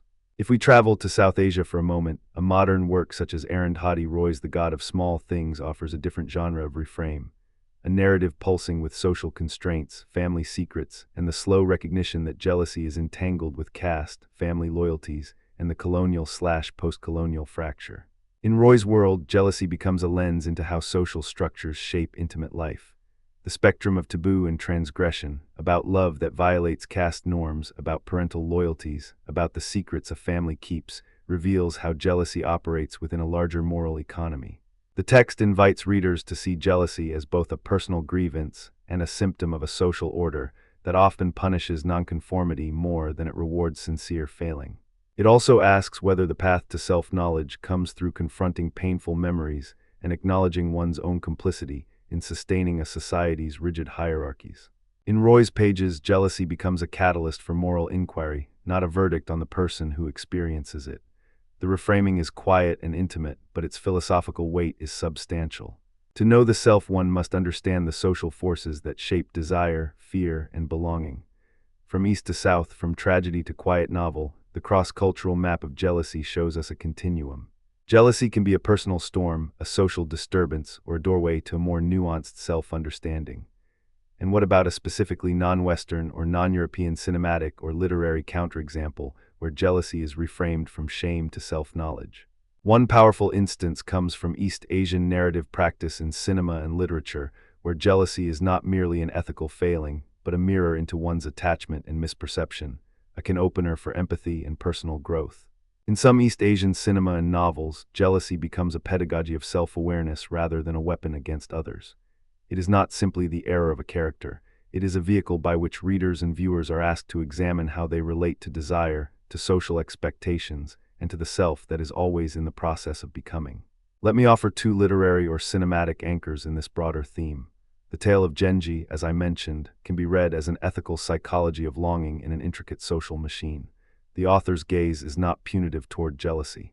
It is inquisitive about how the mind invents reasons for wanting what one cannot have, and how a cultivated sensibility can discern what is truly nourishing versus what is merely fashionable or socially advantageous. In Roy's The God of Small Things, jealousy is not sanitized. It is confronted with the moral cost of a society that uses shame to police desire. But Roy's narrative also invites the reader to listen to longing with a compassionate ear, to acknowledge the harm that social pressure can do to intimate life, and to see how memory and truth-telling may liberate people from the bonds of guilt and fear. In both cases, jealousy becomes a prompt for inner growth, a threshold through which individuals pass on the road toward greater self-knowledge. Now, two historical anecdotes from different cultures, each offering a way to grasp jealousy as a social phenomenon with real consequences. In Confucian contexts, the emphasis on maintaining social harmony and the avoidance of envy is not a dry theoretical claim, but a long-standing cultural practice with social capital attached to it. Confucian ethics centers on lei, ritual propriety, and ren, benevolence toward others. When envy arises, it threatens the fabric of ritual order, the sense that one's place in the hierarchy, one's role within the family or state, is maintained by comportment, respect, and reciprocity. The anecdote would be this: in a courtly setting where loyalty and social harmony were prized above all else, a minister who succumbs to envy and whispers about the ruler's favorites is quickly branded as destabilizing the very order that makes possible prosperity and peace. The remedy in traditional contexts is a return to ritual, a reinforcement of mutual obligations, and an emphasis on the common good rather than private grievance. The moral is not that envy does not exist, but that it must be restrained by the discipline of lei and ren in order to preserve harmony. Here, jealousy is narrated as a social phenomenon that, if left unchecked, could derail a dynastic project and disrupt the social fabric. A second anecdote moves us to Indian thought, where the concept of dharma, the right way of living in relation to cosmic order, social duty, and personal conduct, provides a robust frame for understanding jealousy as a disruption to the moral order. In the Mahabharata, for example, the figure of Duryodhana embodies a jealousy that is not only personal grievance but political strategy. His envy of the Pandavas' success becomes a moral contagion that drives the Great War, a mythic tracer of how social envy can escalate into immense collective harm. This is not simply a story about a single villain's passion. It is a meditation on how envy in a social cosmos, where rank, inheritance, and honor are never abstract, can poison the well from which a people draw, turning legitimate aspiration into destructive competition and turning kin into rivals. The Indian anecdote thus frames jealousy as a systemic hazard, a symptom of misaligned dharma that, when left to fester, corrupts the social body as surely as any external threat. Yet within this same tradition lies the possibility of turning envy toward constructive ends. by rechanneling desire into devotion to duty, into service to family and community, and into practices that sustain the social order while acknowledging legitimate longings. An African proverb often cited in discussions of envy and communal life helps complete the triad of cultural insights. If you want to go fast, go alone. If you want to go far, go together. The value here is not simply about cooperation, but about the social logic that makes communal life resilient in the face of desire. Envy is seen in many African communities as a danger to the collective because it erodes trust and mutual aid. Yet the same wisdom recognizes that belonging to a community is what makes the good life possible, and so the antidote to envy is not withdrawal but strengthened social ties, shared practices, and rituals of generosity and reciprocity. Another proverb often invoked, emerging in different West and East African languages, speaks to the moral weight of envy when it crosses into harm. It notes that communal flourishing requires a social ethic that praises achievement but disallows it to become the seed of resentment that divides people. In this frame, jealousy is a test of social maturity. Can a community welcome success, learn from it, and keep cohesion intact? The anecdotal texture here is not a condemnation of ambition, but a call to weave ambition into a fabric of mutual accountability and collective purpose.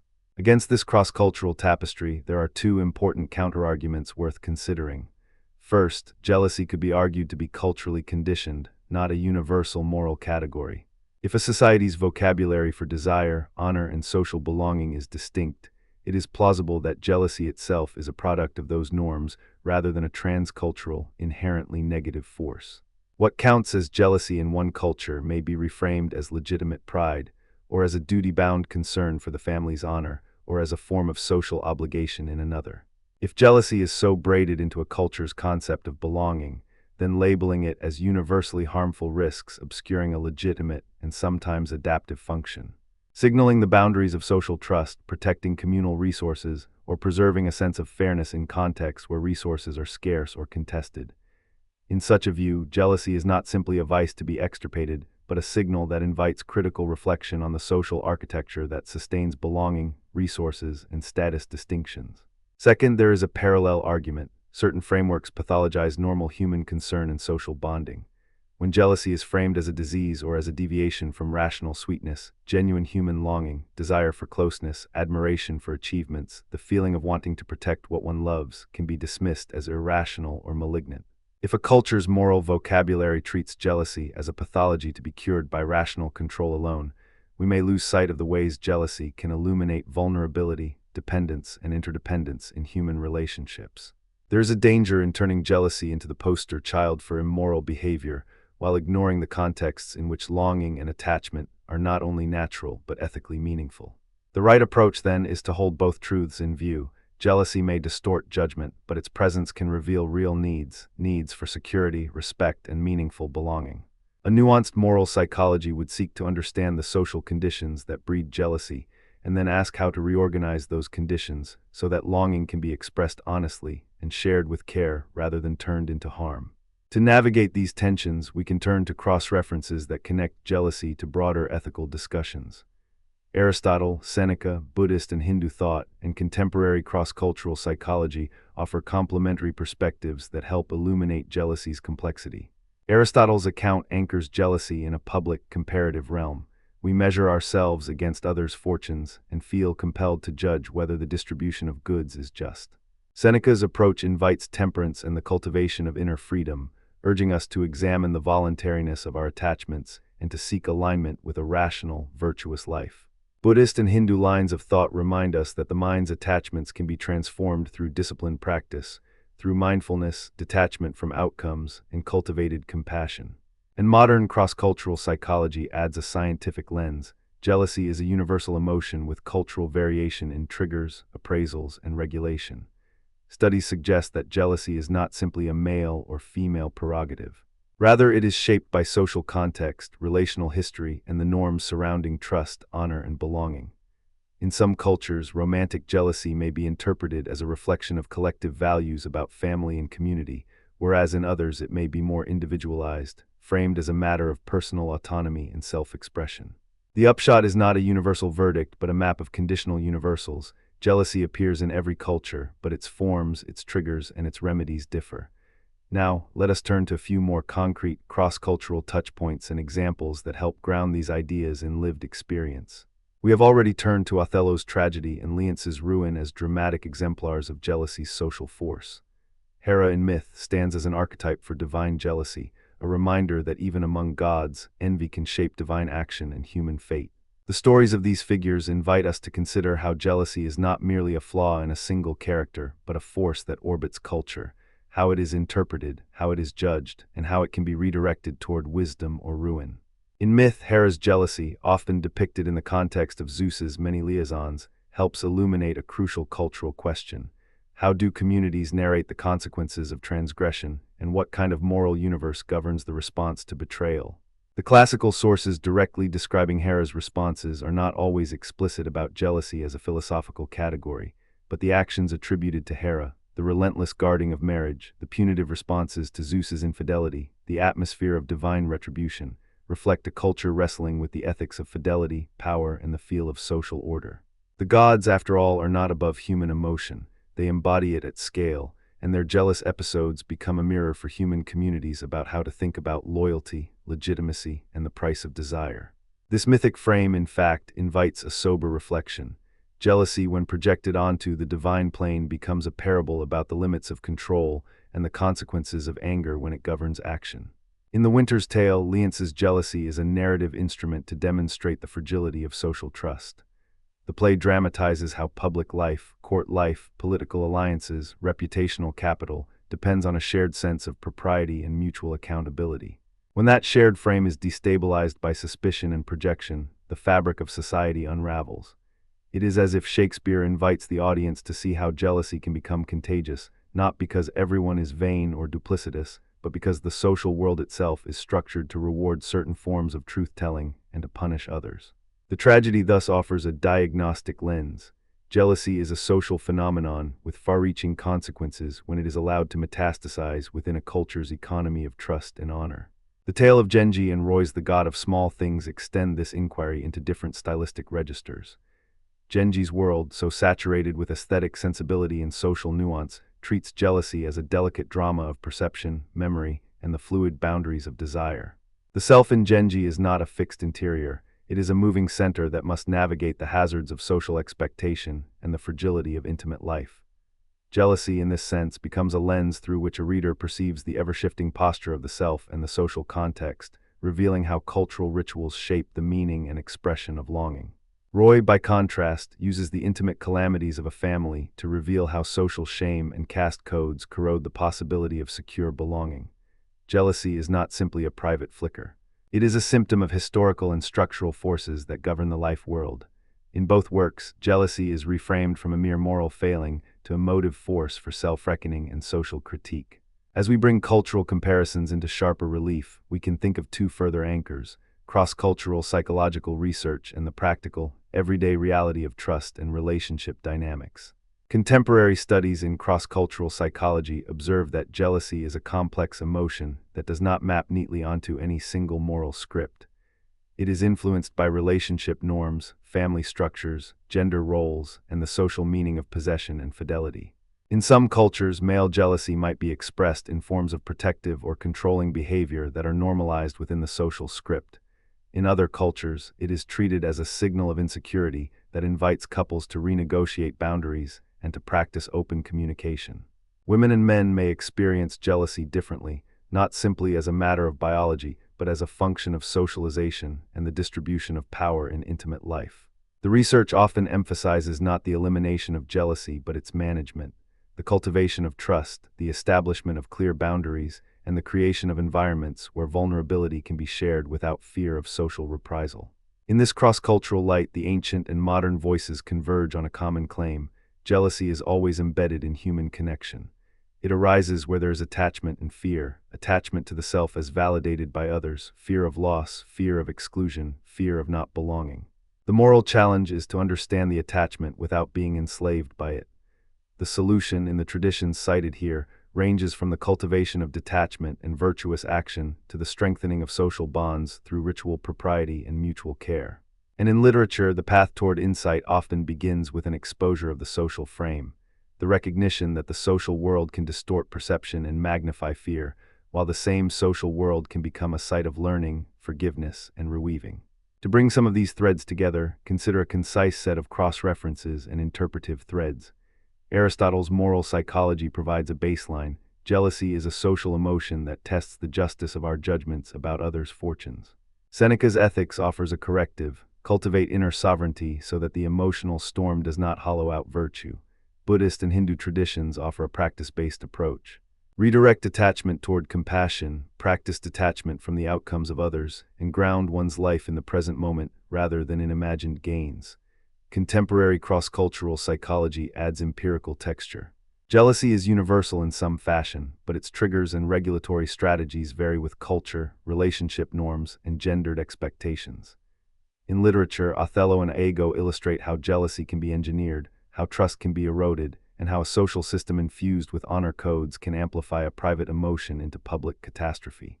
Hera, as a divine archetype of godly jealousy, helps us recognize jealousy as a force that can govern not just a single life, but a cosmic drama in which the actions of gods and mortals shape outcomes for many.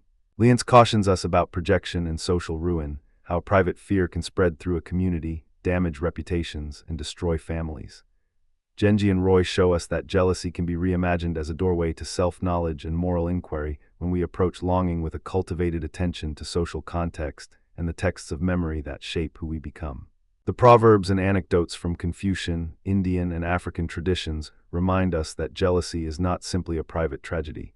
It is a public fact that tests the moral economy of a community. In closing, the study of jealousy across cultures and in literature is not a tour of moral failings, but an invitation to attend to how people live together with desire and fear.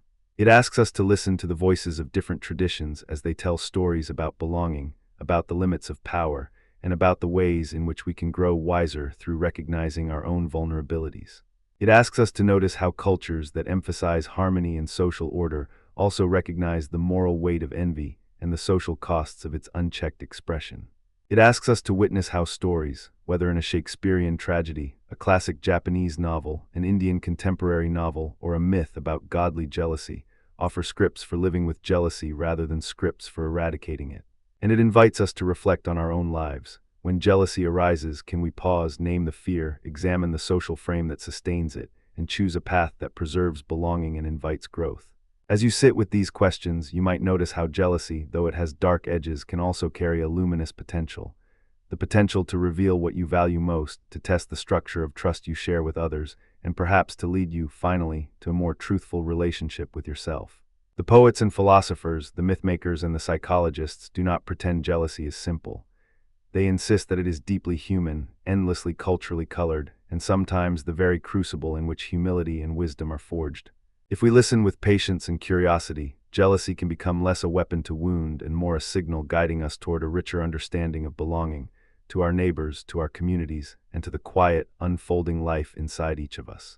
Jealousy is a landscape of feeling that many of us move through in secret, or at the edge of our social vision, where it sits in the shadows and asks questions we don't always want to hear.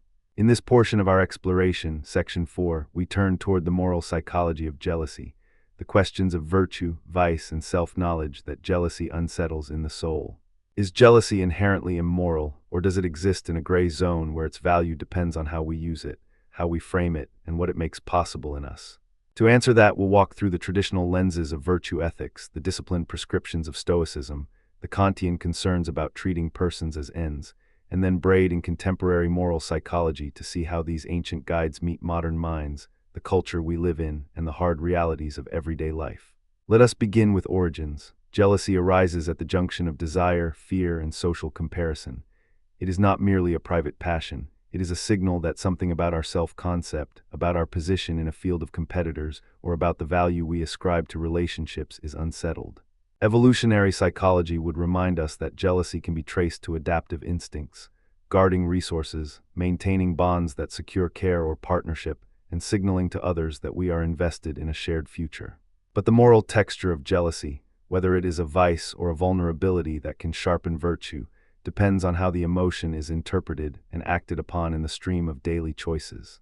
We become moral beings not simply by what we feel, but by how we respond to those feelings when the stakes are social, intimate, and public. To illuminate the landscape, we turn to Aristotle. In his ethical reflections, envy is identified as a painful response to the good fortune of another. It is not merely a private ache, it is a judgment about the distribution of excellence in the world and about our own standing within that distribution. Aristotle is clear that envy, when untransformed, can corrode character by turning admiration into resentment, by narrowing our vision to what others possess rather than what we could pursue with courage and wisdom. Yet Aristotle also holds a more nuanced claim. The emotions themselves are not moral verdicts. They become moral or immoral in the way we respond. Envy, if it provokes us to reflect on our own aims, to examine whether our longing reveals a misdirected ambition, can be the painful teacher that guides us toward better forms of excellence. The pain it causes, properly interpreted, can be informative rather than simply corrosive. From this Aristotelian hinge, the pain we feel when others seem to shine, we can glide toward a different posture toward desire. The Stoic discipline. The Stoics insist that the only thing under our full sovereignty is how we judge events and how we orient our inner landscape to what happens outside us. They teach detachment from external goods, status, possessions, even the affections of others, as long as we can preserve the tranquility of the soul through reasoned judgment.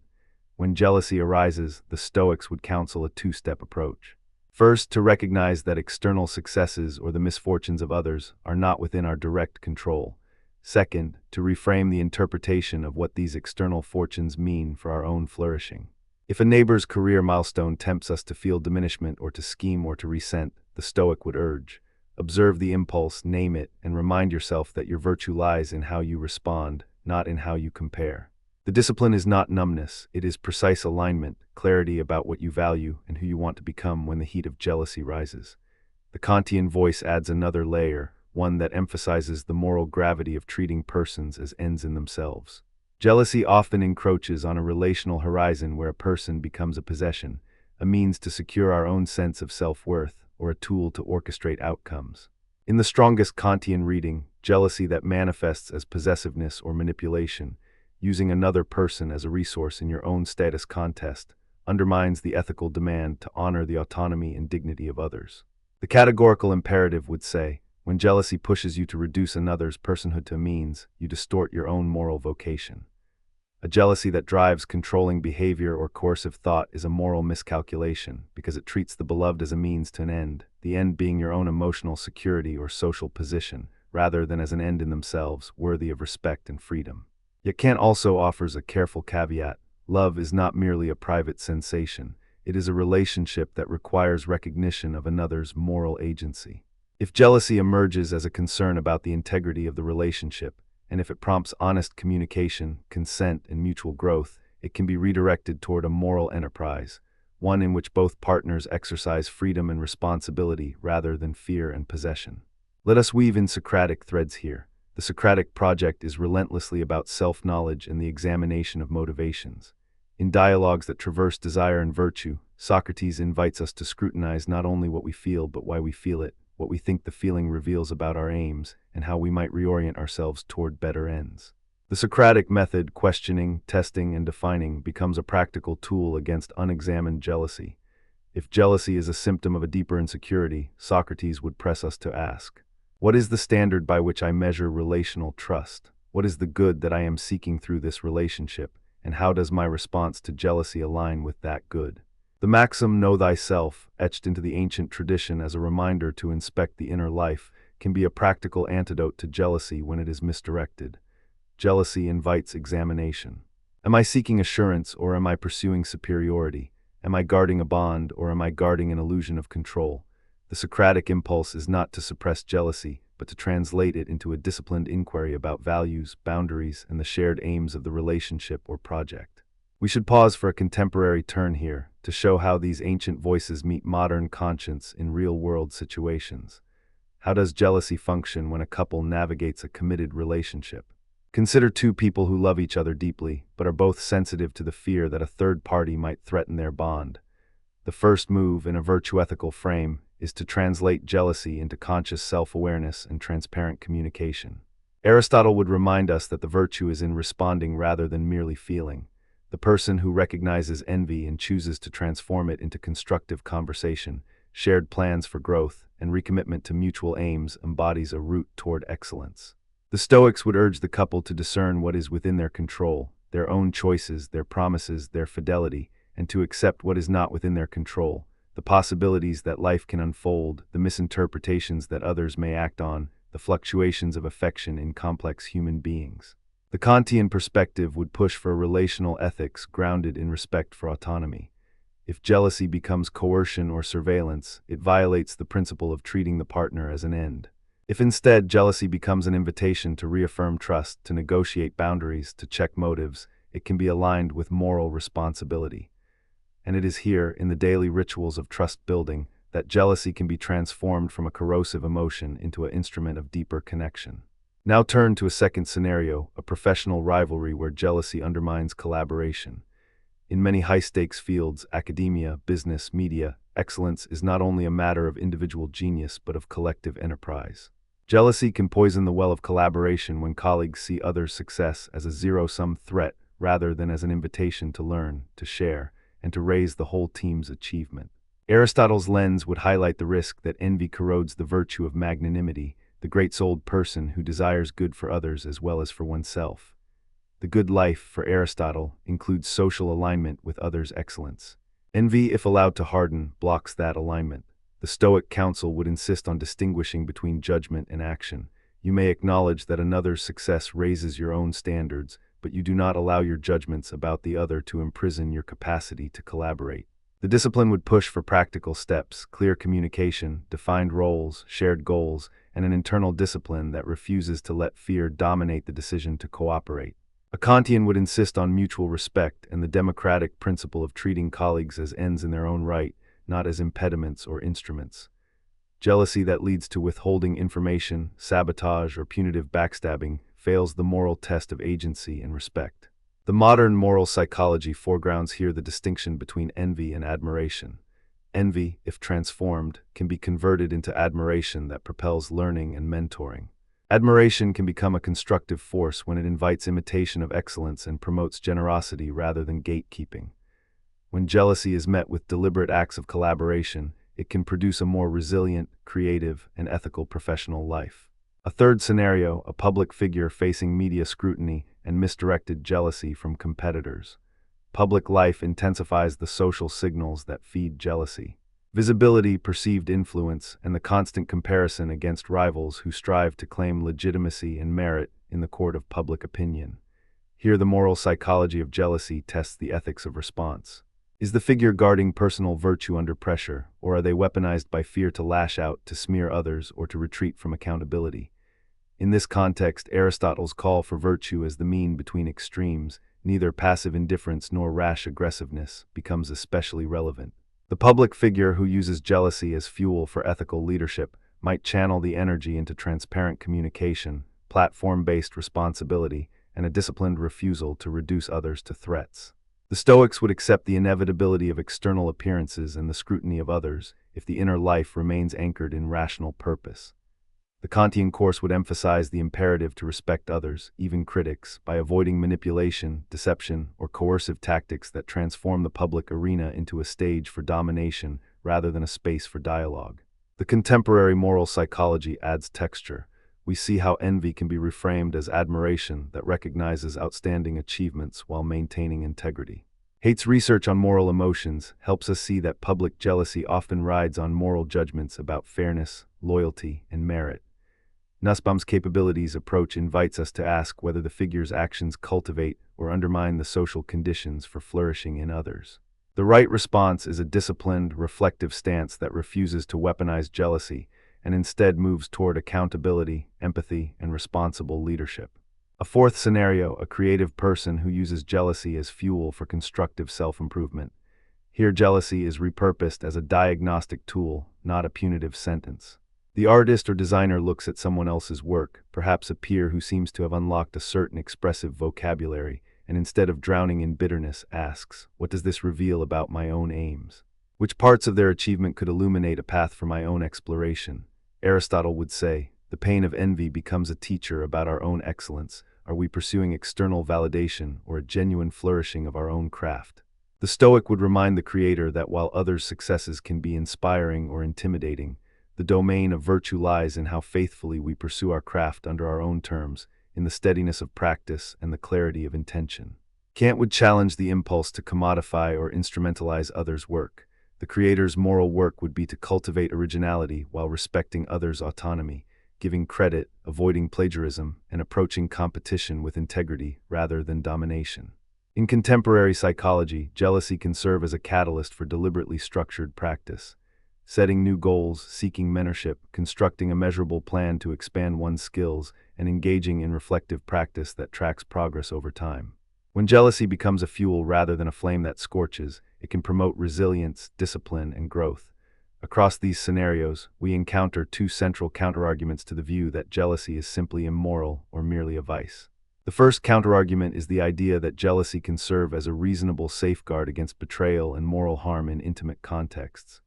If we care about the integrity of relationships, some jealousy may function as a protective mechanism, a way to signal to a partner that a boundary has been crossed or that trust is at stake. Philosophers who speak in this vein emphasize that jealousy, properly calibrated, can function as a moral emotion that alerts us to danger, vulnerability, or complacency in the face of risk. The key is calibration. The emotional signal must be interpreted with epistemic humility, not attacked with suspicion. The second counterargument is that jealousy is a culturally loaded emotion that reinforces domination structures and gendered norms. Some social theories argue that jealousy tends to be policed differently across sexes, or that it can be weaponized to police women's sexuality or to police masculine control. In some social scripts, jealousy is used as a means to enforce hierarchies or to police the boundaries of privilege. The moral psychology here is not simply about the feeling itself, but about the social frameworks that shape its meaning and the forms of action that accompany it. If jealousy becomes a tool to sustain domination, it moves away from the Aristotelian and Stoic aims of cultivating our own virtue and toward a politics of coercion. To ground these arguments in history, let us step into the Socratic dialogues and Marcus Aurelius's Meditations, the two historical anchors that illuminate divergent paths through the same moral terrain. Socratic dialogues on desire and virtue explore the shapes of good life through questions that cut to the core of motive. In a Socratic exchange, a younger interlocutor might confess a craving for another's achievements, triggering a probing question. Is the desire to possess or outshine the other a form of misdirected longing for the good? If the answer reveals insecurity rather than an admirable aim, the task becomes to reorient toward a genuine excellence that resides within one's own capacity for virtue. The Socratic method does not annihilate jealousy, it dissects it and redirects it toward meaningful self-improvement, social virtue, and wiser affection.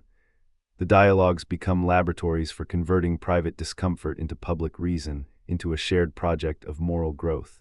Marcus Aurelius, writing in the Meditations, models an alternative historical line, one in which jealousy is not eliminated but disciplined by a robust Stoic self-command. In his pages we encounter a sovereignly practical ethic. The world is noisy, the self is fallible, but the mind can choose its response. He writes in effect that external events do not determine the worth of a life. Rather, it is the quality of one's judgments about those events that sustains or undermines virtue. The dangers of craving external goods, fame, wealth, the applause of rivals, are spelled out with a physician's precision. The Meditations teach us to practice reflection, to push against the impulse to compare ourselves unfavorably, and to cultivate an inner fortress where the true goods, firmness of character, clarity of purpose, constancy, and ethical commitments remain unshaken by the caprice of public perception. The juxtaposition of Socrates and Marcus Aurelius offers a historical arc. The moral psychology of jealousy can be approached as rigorous self-scrutiny that either dissolves envy into self-transcendence or numbs the soul through disciplined detachment. In either path, the aim remains the same: to forge a life where our reactions to others' fortunes are guided by wisdom rather than by fear or resentment. To connect even more explicitly with contemporary thinkers, we cross-reference the terrain with moral psychology studies that illuminate how we experience envy versus admiration. Jonathan Haidt's work on moral foundations helps explain why jealousy can be entangled with concerns about fairness, loyalty, and respect. When jealousy arises, it frequently touches the moral sense about how goods are distributed, whether talent, affection, or recognition, allowing the mind to interpret the other's success as deserved or as a threat to deservedness. In this light, envy can reveal deep commitments about what counts as fair reallocation of social goods, and it can also prompt a call to ethical action, to advocate for more just processes in evaluation and reward, rather than to retaliate against the person who has achieved. Martha Nussbaum's capabilities framework likewise invites us to see jealousy as a prompt to expand our own capabilities, to identify opportunities to learn new skills, to contribute more meaningfully to the community, and to imagine better possibilities for flourishing that are not reducible to personal status alone. If jealousy becomes a spur to develop ourselves in ways that increase our own substantive capabilities and our respect for others, it can be transformed into a moral energy that elevates rather than corrodes. The literature on envy versus admiration within moral emotions becomes especially illuminative here. Envy is often distinguished from admiration by moral appraisal. Envy tends to be a painful sense of lacking that is framed as a zero-sum threat, while admiration is the recognition of excellence that invites emulation and collaboration. The boundary between the two emotions is not always hard. It can shift with context and with the way we interpret others' success. In a relationship, admiration for a partner's growth can coexist with a healthy sense of personal aspiration. Envy can undermine this balance if it becomes a force for insecurity or coercion. In a workplace, admiring a colleague's achievement can become a cooperative impetus to improve one's own work, whereas envy can become a barrier to sharing information, seeking help, or mentoring. The moral psychology here becomes a practical art. We learn to cultivate admiration and constructive aspiration while keeping jealousy in check, not by suppressing feeling, but by reinterpreting it as a cue for growth, a reminder of our commitments, and a call to act with integrity. Attachment theory, too, enters the conversation. The ongoing work on how early relationships shape later emotional life helps explain why jealousy can become more or less persistent, more or less destructive. Attachment styles, secure, anxious, avoidant, provide a vocabulary for understanding one's susceptibility to jealousy in intimate relationships and in broader social contexts. A secure attachment tends to produce a more flexible response to perceived threats to the bond. Jealousy might still arise, but it is less likely to derange the relationship or to be accompanied by controlling behaviors. Anxious attachment is often associated with heightened sensitivity to threats to the relationship and a stronger propensity to interpret ambiguous social cues as signs of betrayal, which can render jealousy more volatile and more likely to cause harm. The attachment lens asks not only, what is jealousy's moral status, but what are the relational patterns that produce jealousy, and how can we cultivate healthier patterns of dependence, trust, and identity formation? The works of Bowlby provide the core narrative for this approach. Our earliest bonds become the template through which we interpret later social risk, including the risk of losing a valued object, whether a partner, a project, or a cherished status. The addition of Spielman in this conversation invites a contemporary voice on identity formation. Jealousy may illuminate how we construct our sense of self through comparison, achievement, and the social acknowledgement we crave. When we understand that part of our identity is braided with recognition from others, jealousy can be reframed as a signal about our own narratives and the content of our self-constituting stories. The moral psychology here is not a simple verdict of virtue or vice, but a map of the psychological and social structures that feed jealousy and what it asks us to become. We should now interweave the cross-reflections with a few concrete, vivid anecdotes, historical, contemporary, practical, that ground the theory in lived experience. First, recall Socratic dialogues on desire and virtue. In the dialogues, jealousy often emerges as a spur to examine what we truly value and whether we are chasing a good that is worth the price. In these dialogues, the method itself, questioning, dismantling, reconstructing the motive behind the desire, becomes a practice of moral education. The lesson is not simply to suppress jealousy, but to discipline it through examination, to ask whether what we crave is a shared good or a private victory, whether our longing contributes to the flourishing of someone else or to our own sense of security. The Socratic method thus becomes an ethical instrument. It makes jealousy into a site of self-critique, a place to cultivate virtue by facing our fears and refining our aims. Second, Marcus Aurelius's Meditations frame a historical alternative that remains deeply resonant today: the danger of craving external goods and the power of internal autonomy. In his world, the ruler is beset by a chorus of voices, political rivals, social rivals, the uncertainties of war and plague. Yet he writes with a quiet insistence that the mind's discipline is the only unfailing anchor. The jealousy that arises in public life, an envy of the prestige others command, a fear of losing influence, must be met with a rational boundary, a deliberate choice to act out of virtue rather than out of fear. The lines from his Meditations, so compact and austere, remind us that the internal life is a realm where we can decide the tone of our response, regardless of external provocation. The mind remains our own, and by keeping it orderly, we preserve the possibility of moral flourishing even where jealousy would cast a shadow over our better intentions. As we have journeyed through these philosophical terrains, we should recall a few specific pairs of ideas to strengthen our cross-reference map. Aristotle teaches us that virtue lies in the mean, and that our emotions can reveal our vices or our virtues depending on how we respond. The Stoics teach us to distinguish between what is in our control and what is not, to cultivate the inner fortress of reason that governs our judgments about external events. Kant shows us that the moral status of our actions, including our dealings with jealousy, rests on respect for the autonomy and dignity of others, and that ethical life is a life of deliberated principles rather than impulse-driven reactions. Socrates invites a relentless self-examination that can convert jealous energy into a disciplined search for the good. Marcus Aurelius shows how the self can be disciplined in the face of public jealousy and personal fear. The contemporary moral psychology map adds depth. Hate's moral emotions illuminate how jealousy intersects with fairness, loyalty, and authority.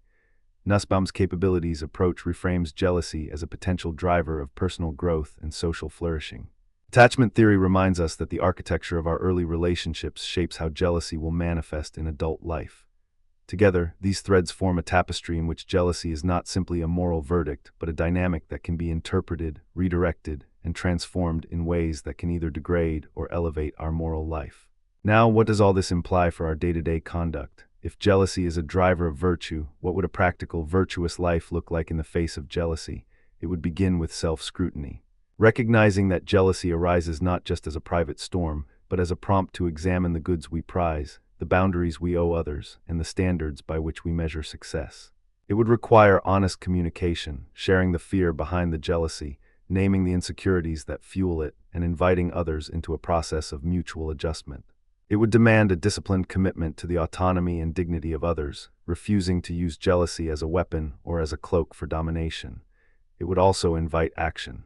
A plan to cultivate our own excellence, to invest in relationships, and to reframe the moral ecology in which we operate so that others' successes become a call to participate in a broader project of growth rather than a signal of personal loss. The melodious integrity of a life well lived in this sense does not erase jealousy. Rather, it transforms jealousy into a catalyst, a painful but informative mirror that reflects our deepest commitments and reveals where we might grow. And this conversion is a moral art. It requires humility, patience, and practice. The humility to admit that we are not the sole arbiters of worth, the patience to endure the slow work of change. The practice of integrating critique with compassion, self-improvement with collaboration, ambition with respect for others. When jealousy becomes a friend that points us toward the better version of ourselves, it ceases to be merely a vice and becomes part of a moral pedagogy about self-governance and societal harmony. To return to our opening question with sharpened insight, jealousy is not simply immoral nor a universal good. It is a morally charged emotion whose value depends on what we choose to do with it. If we listen to Aristotle, the Stoics, and Kant, if we hear Socrates' invitation to examine our own desires, if we heed Marcus Aurelius' insistence on the sovereignty of the mind, we gain a compass for turning jealousy into something that can educate, not destroy. When we couple these ancient voices with modern moral psychology, Hate's map of moral emotions, Nussbaum's capabilities, and the attachment frameworks of Bowlby and Spielman, we see a more textured moral landscape. Jealousy might reveal a fear of inadequacy, a longing for recognition, or a fear of betrayal, and it might also illuminate our shared longing for justice, loyalty, and authentic connection. The moral work lies in choosing the path that preserves integrity while allowing growth, in transforming envy into an impetus for excellence and mutual respect, in maintaining a gaze that honors others as ends, not means, while remaining faithful to our own ethical aims. As you listen to these reflections, you may feel a quiet invitation to audit your own responses to jealousy. Are there places in your life where jealousy has dictated your choices in ways you regret later? Are there relationships, romantic, professional, public, that could benefit from a renegotiation of boundaries, a reclarification of aims, a renewed commitment to trust and collaboration? Could jealousy, properly understood, become a prompt to cultivate a deeper form of virtue, one that aligns your inner life with a generous regard for the good of others, while still pursuing your own authentic growth? In closing, we return to the larger arc of this inquiry. The moral psychology of jealousy is not a verdict on character, but a call to an educative path. It invites us to practice the kind of self-knowledge that Socrates insisted upon, to adopt the Stoic discipline that protects integrity in the face of external tempest, to honor the Kantian imperative that respects the dignity of every person even when the heart trembles with fear or resentment, and to engage with the living, evolving science of moral emotion that hate and Nussbaum, along with attachment theorists like Bowlby and Spielman, illuminate for us. The life that jealousy can teach us is not a life free of jealousy, but a life in which jealousy is metabolized into wisdom, into characters built by restraint and generosity, into actions that widen the circle of humane regard rather than shrink it. And so we end this section with a few seeds for reflection, seeds you can carry toward your own conversations, relationships, and work. First, cultivate a practice of self-inquiry. When jealousy arises, pause, name the feeling, and ask what good you truly seek. Is it a good that can be pursued within your own domain of excellence, or is it a craving for recognition at the expense of another? Second, practice honest communication. Bring jealousy out into the open with the other party, calibrate boundaries, and seek clarity about shared aims. The courage to talk can transform a threatening emotion into a pathway toward trust and growth. Third, cultivate admiration as a habit. Learn to celebrate others' successes while continuing to pursue your own growth, letting admiration become a mutual encouragement rather than a mirror of insecurity. Fourth, balance interior discipline with social responsiveness. Allow the inner life to be governed by rational, compassionate judgment, yet remain free to participate in communities that reward collaboration, fairness, and the flourishing of all. Fifth, keep the older voices close as guides. The Socratic call to examine our desires, the Stoic insistence on control over judgment, the Kantian command to treat others as ends, and the Marcus Aurelius reminder that the mind's sovereignty is a fortress worth building. And if you carry any one line with you from these reflections, let it be this: the moral quality of jealousy is not decided by the presence of the feeling, but by the character of the response. The jealous impulse can be a doorway to greater virtue, to deeper understanding, to a life that teaches us to harmonize our ambitions with the good of others. Or it can be a road that leads away from ourselves into resentment, domination, and fragmentation. The choice again and again belongs to us. You may hear echoes of ancient voices in your own heart as you navigate these questions, and you may also hear the soft, persistent call of contemporary science and philosophy that asks you to live with care, to study your motives, and to act in ways that enlarge both your own humane life and the world you share with others. This is the moral psychology of jealousy, a field where virtue, vice, and self-knowledge meet at the crossroads of love, ambition, and truth. And in that intersection, we are invited not to erase jealousy, but to transform it into a force that, when rightly guided, can reveal the best possibilities in us and in the communities we inhabit. If we undertake that work with honesty, patience, and courage, jealousy can teach us, and it can guide us toward the kind of life that we hope to lead, a life less governed by fear and possessiveness, more animated by integrity, genuine care, and the enduring joy of living well alongside others. Jealousy has traveled with us for as long as we have formed bonds that matter. It is not merely a storm that erupts in the moment of a perceived threat. It is a weather system built from years of attachment, expectation, and the stories we tell ourselves about love, safety, and self-worth. In this section, we step into a slower, more attentive pace, not to suppress jealousy, but to translate its energy into knowledge, skill, and growth. We will thread together philosophy and psychology, history, and everyday practice, so that jealousy can become less a verdict about our relationships and more a signal we can read with care.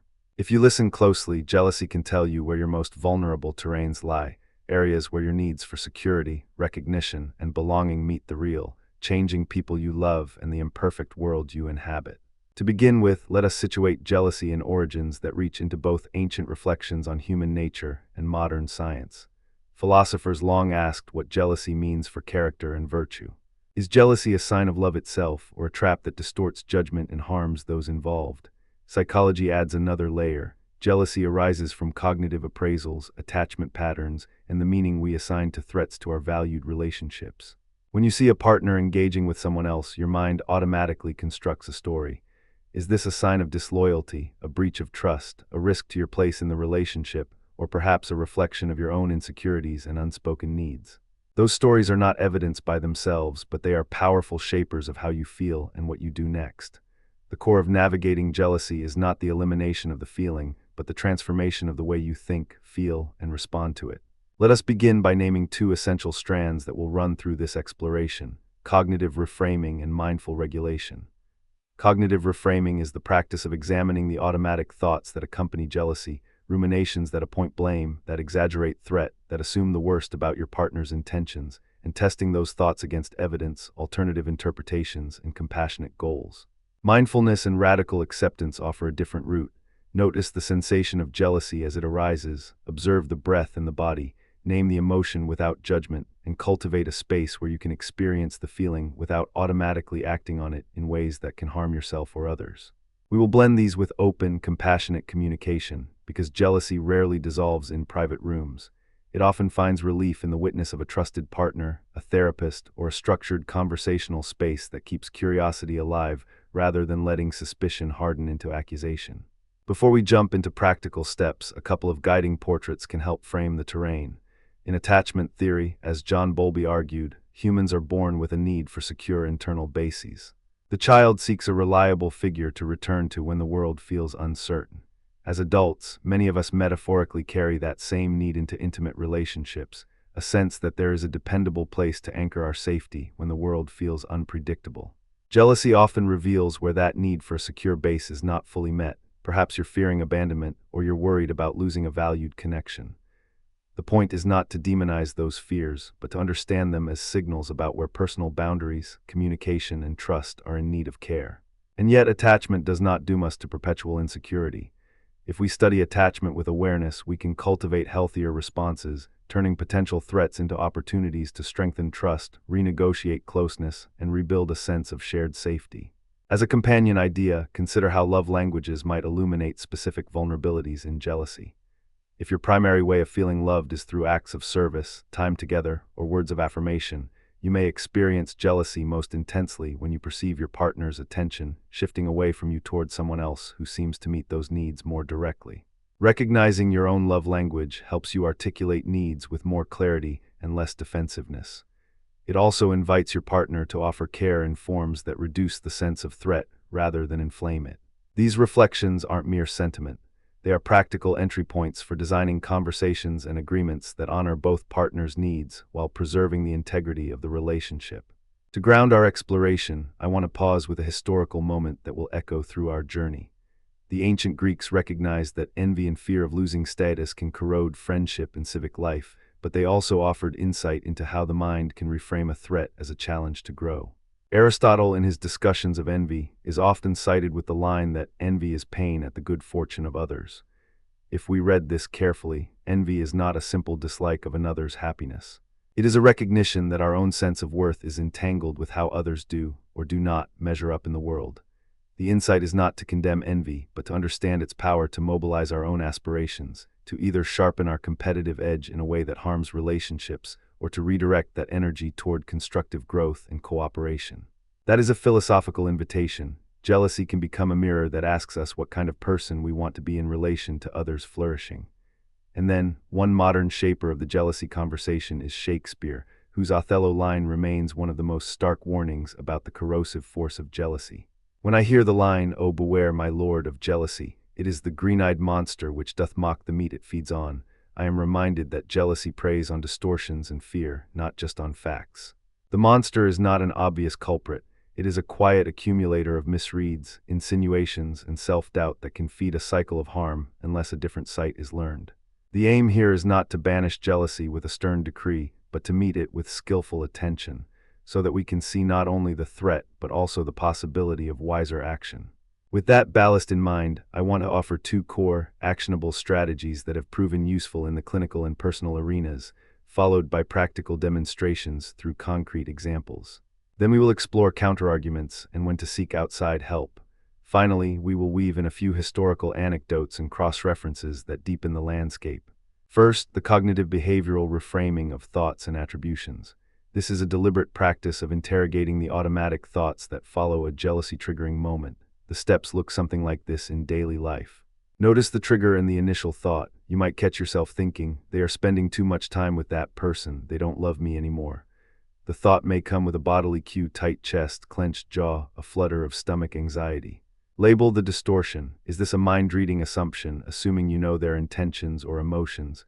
Is this catastrophizing, expecting the worst with little evidence? Is this a form of black and white thinking, either all in or nothing? Either we're together or I'm alone. Name the distortion, not as a verdict, but as a pattern you are learning to recognize. Gather evidence for and against the thought. What tangible data do you have? What have you observed in the relationship? What are the patterns of behavior that are truly meaningful? Compare those data points with the story you tell yourself. Consider alternative interpretations. Could their increased social engagement be about friendship, professional life, or shared interests rather than a threat to your bond? Could your partner's approach to closeness be expanding rather than replacing your relationship? Test the interpretations through small experiments. This could involve asking questions openly, testing how the partner responds to your curiosity, or rereading a situation with a more generous hypothesis.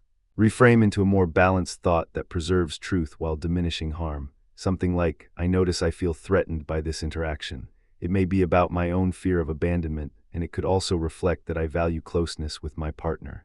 The evidence doesn't prove a betrayal, and I can choose a response that fosters trust. Act from the revised interpretation with intention. You can decide to initiate a conversation that seeks clarity, or you can direct your energy towards self-regulating actions that reduce distress without accusing the other person. To make this concrete, let me offer a guided example. Imagine a couple, Myra and John, who were navigating a new social circle that included a charismatic new coworker who spends time with Myra at office events. John starts to notice a rising unease. The automatic thought might be, Myra is getting too close to that coworker, she'll drift away from me. The cognitive reframing process would guide them to identify distortions. Mind reading, Myra's friendliness means she's attracted to him. Externalization of the threat, assuming a romantic threat rather than a friendship or professional relationship, and perhaps catastrophizing, this means the relationship is doomed. Then they would review evidence. Myra has expressed affection for John and had long conversations about their future. The coworker is a colleague in a project, not a date. They would explore alternative interpretations. Myra might be seeking mentorship or simply enjoying companionship with someone who shares a hobby. They would test interpretations by a structured check-in. Would you feel comfortable if I asked Myra about the nature of her relationship with this coworker? The reaction from the partner would reveal whether the threat is real or a misreading. A revised thought might be, my insecurity is flaring here, but there's no evidence of betrayal. If I feel unsettled, I can discuss boundaries and reassure myself by looking for signals of trust rather than suspicions. The couple can decide on boundary setting that honors both, such as agreeing on boundaries around time spent in intimate conversation at work events, or deciding when it's appropriate to introduce colleagues to close friends. The aim is not to police love but to align actions with values, honesty, respect, and shared security. The second actionable strategy is mindfulness-based emotional regulation and radical acceptance. This is not resignation. It is a disciplined practice of staying with the lived reality of an emotion while reducing its power to derail action and harm.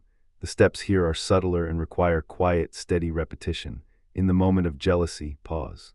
Take 3 slow breaths, feel the body. Where do you notice tension, heat, flutter, or numbness? Name the emotion. I am feeling jealousy. Acknowledge that the emotion is a human experience, not a failing. Observe without judgment.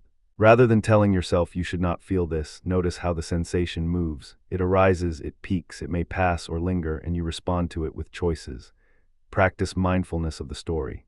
Observe the thoughts that accompany the emotion without becoming entangled. If a storyline about betrayal arises, label it as a thought, not a fact. Apply radical acceptance. This does not mean approval of the situation. It means acknowledging that some elements of reality are beyond your immediate control. You cannot change your partner's feelings or past, but you can influence your present actions, your self-talk, and your moment-to-moment responses. Use a distress tolerance phrase. A short sentence you repeat to yourself when the storm rises can help. I can stay here with my feeling. I do not need to act on it right now. I can choose a response that aligns with my values. Re-engage with the relationship through a constructive action. This could be a calm conversation with your partner, a journaling practice, or redirecting energy into a personal practice that supports self-worth and growth. Return to the breath and the body periodically. Regular mindfulness practice strengthens the muscle of response rather than reaction, turning jealousy into a signal that you can meet with steadiness and creativity. The mindfulness path is complemented by what is often called radical acceptance, a commitment to recognizing and accepting those aspects of reality that you cannot change right now. In the context of jealousy, radical acceptance does not mean passivity or indifference. Rather, it invites you to accept the present moment and your own emotional life as the starting point for wise action. When you accept the reality that some things cannot be controlled, your partner's private choices, the speed of your own healing, the drift of time, you free up energy to respond with clarity and care. Let us turn to two concrete examples that illustrate these strategies at work in real life. The first is a couple scenario, the second an individual practice. In the couple scenario, a long-distance couple, Lena and Marco, have been building trust through structured conversations and boundary setting. They schedule weekly trust check-ins, a dedicated 40 minutes in which they talk about their emotional weather. In those conversations, Lena practices cognitive reframing by sharing her triggers. She notices when she becomes unsettled by casual messages her partner receives from a coworker. She asks Marco, "What do you think about the boundary around messaging during work hours? How would you feel if I asked for transparency around who messages you and when?" Marco responds with a plan. He will share when he is reaching out with a coworker, and Lena will set a cap on late-night messages that would trigger her jealousy. They frame the boundary as a mutual guardrail rather than a weapon. In addition to boundary setting, they practice open communication, using I statements, avoiding blame, and focusing on the impact of actions rather than accusing intentions. Marco recognizes his own sensitivity to closeness with others. He learns to express affection in ways that reinforce Lena's sense of security, sending a quick call or a voice message when he goes out with friends, detailing his schedule, and offering reassurance without demanding it. Over several months, Lena notes that her mind still surfaces jealously. She does not become emotionless, but the intensity diminishes. The couple's collaborative effort, the cognitive reframing of doubts, the transparency around boundaries, and the steady practice of listening transforms jealousy from a paralyzing verdict into a daily practice of care. The second example concerns an individual, a writer named Theo, who uses journaling and self-reflection to separate insecurity from legitimate concerns. Theo's jealousy often centers on a partner's close friendship with a former partner. He begins a daily journaling habit with a twofold purpose: to observe internal triggers and to document patterns in his own behavior. The journaling is not a diary of blame, it is a laboratory for experiments in self-knowledge. Each entry begins with a single prompt: what am I feeling in my body right now? What is the thought attached to this feeling? What evidence supports or contests this thought? What is a more balanced interpretation? How can I respond in a way that aligns with my values and my partner's autonomy? In his notes, he distinguishes between genuine concerns, such as observed changes in his partner's boundaries or new information about sensitive topics, and imagined threats, such as the anticipation that a past relationship will resume or that affection will migrate away. He then engages in two practical tasks. He writes a compassionate letter to himself as if he were advising a friend in his situation, and he crafts a brief, non-confrontational message to his partner that asks for reassurance in a way that invites dialogue rather than triggering defensiveness. Over several months, Theo resolves to pursue a personal practice of self-worth that reduces the pull of insecurity. He identifies areas where he wants to grow, such as social confidence and a sense of own value, and he channels jealousy into personal projects and supportive social routines. By the end, his notes reveal a shift. Jealousy still arises, but it no longer determines his behavior. Rather, it becomes a signal that his inner work is advancing and that his relationship can bear more honest and open communication. A crucial counterpoint to the optimistic narrative above is that not all jealousy dissolves purely through inner work and talk. There are two important counterarguments that deserve careful attention. First, some jealousy cannot be fully resolved without changes in relationship structure or boundaries. There are relationships where the dynamics of desire, time, and emotional investment shift in ways that require renegotiation of the terms of closeness. For example, in polyamorous or ethically non-monogamous arrangements, jealousy can reappear in nuanced and persistent forms even when communication is clear and compassionate. The question then becomes not, can jealousy disappear, but what kind of relationship structure and boundaries support flourishing for all involved? In these contexts, the countermodel of compersion offers a provocative alternative.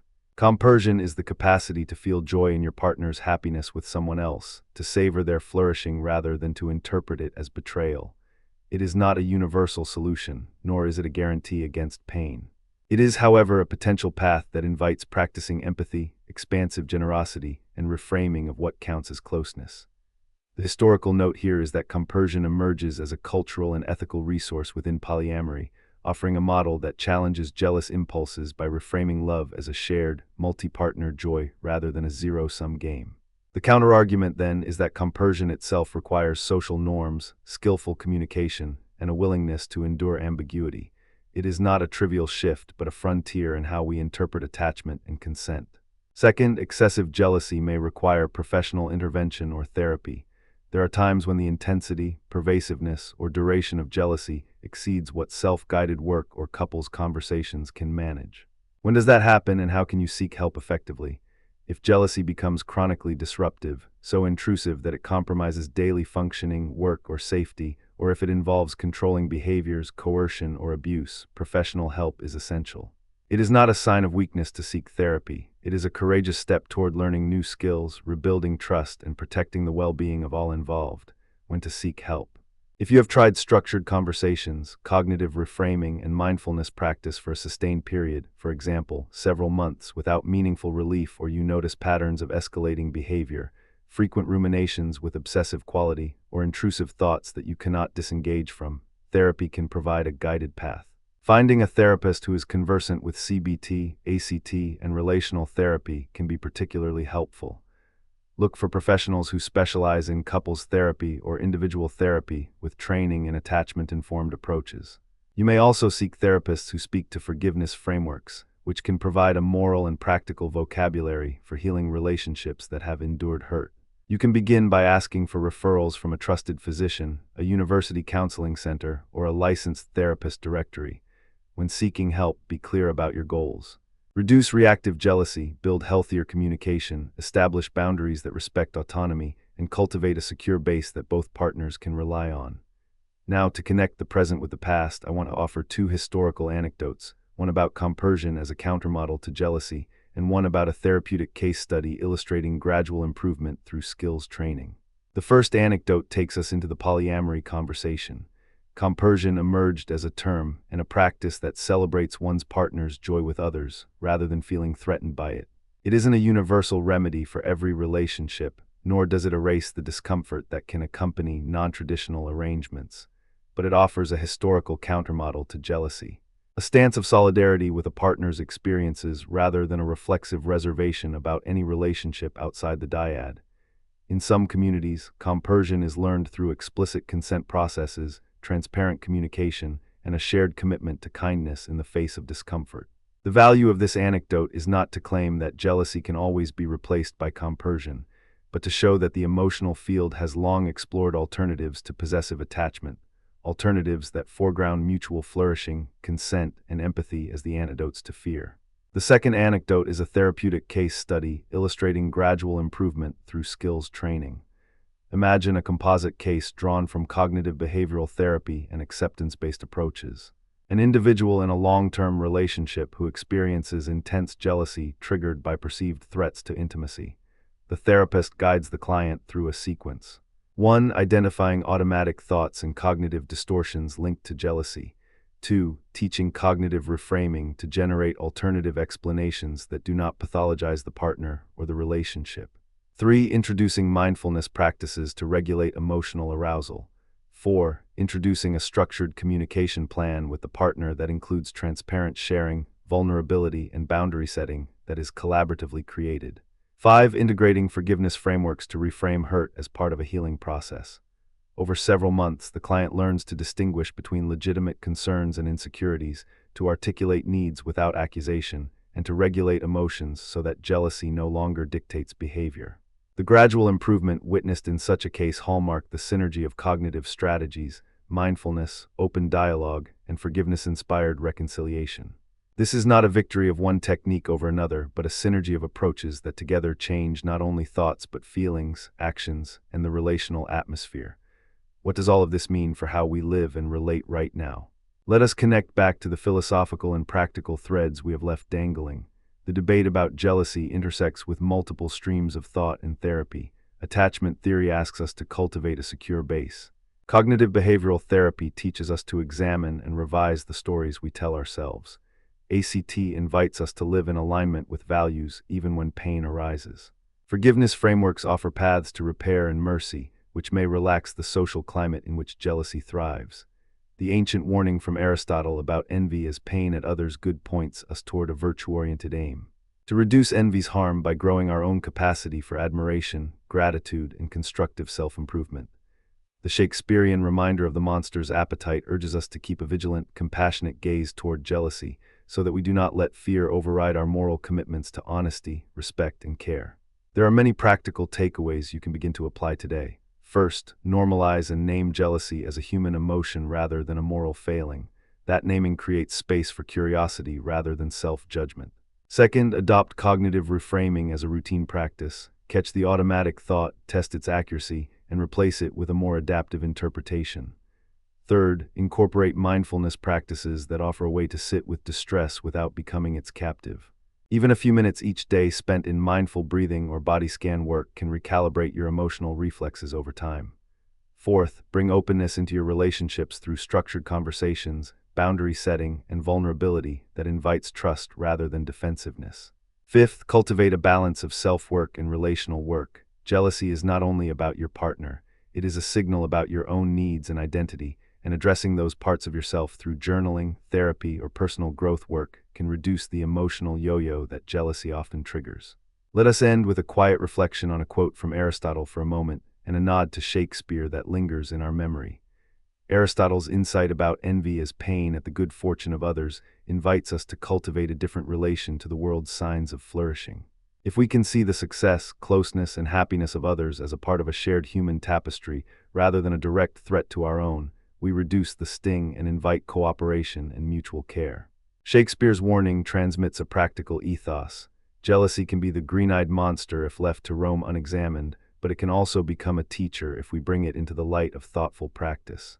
In the long arc of personal growth, jealousy does not disappear as a clean, simple emotion. It earns its place as a teacher of our vulnerability and a spur toward the better version of ourselves. More honest in our appraisal, more generous in our responses, and more resolute in protecting both the integrity of our relationships and the dignity of those we love. As you continue to study jealousy through the lenses of philosophy and psychology, you will notice cross-references that deepen the inquiry. Attachment theory, as Bowlby would remind us, is not simply about the past. It is about the present and future in which we choose to form bonds that are secure, flexible, and negotiated with care. The love languages framework helps us translate needs into concrete expressions that can reassure rather than threaten. Forgiveness frameworks provide pathways to repair that are often essential when harm has occurred, while cognitive behavioral and ACT approaches offer practical tools that bring science and reflection into daily life.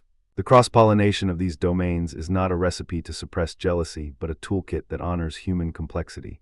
The longing for closeness, the fear of loss, the desire to be seen and cherished, and the ethical commitment to treat others with dignity, even when feelings are hard to bear. I want to end with an invitation. If jealousy shows up for you as a recurring weather pattern, invite it to tea, sit with it, study its mood, and ask what needs it reveals in your own life. If you are in a relationship, invite your partner into a structured, compassionate conversation about boundaries, consent, and the forms of closeness you both want to cultivate.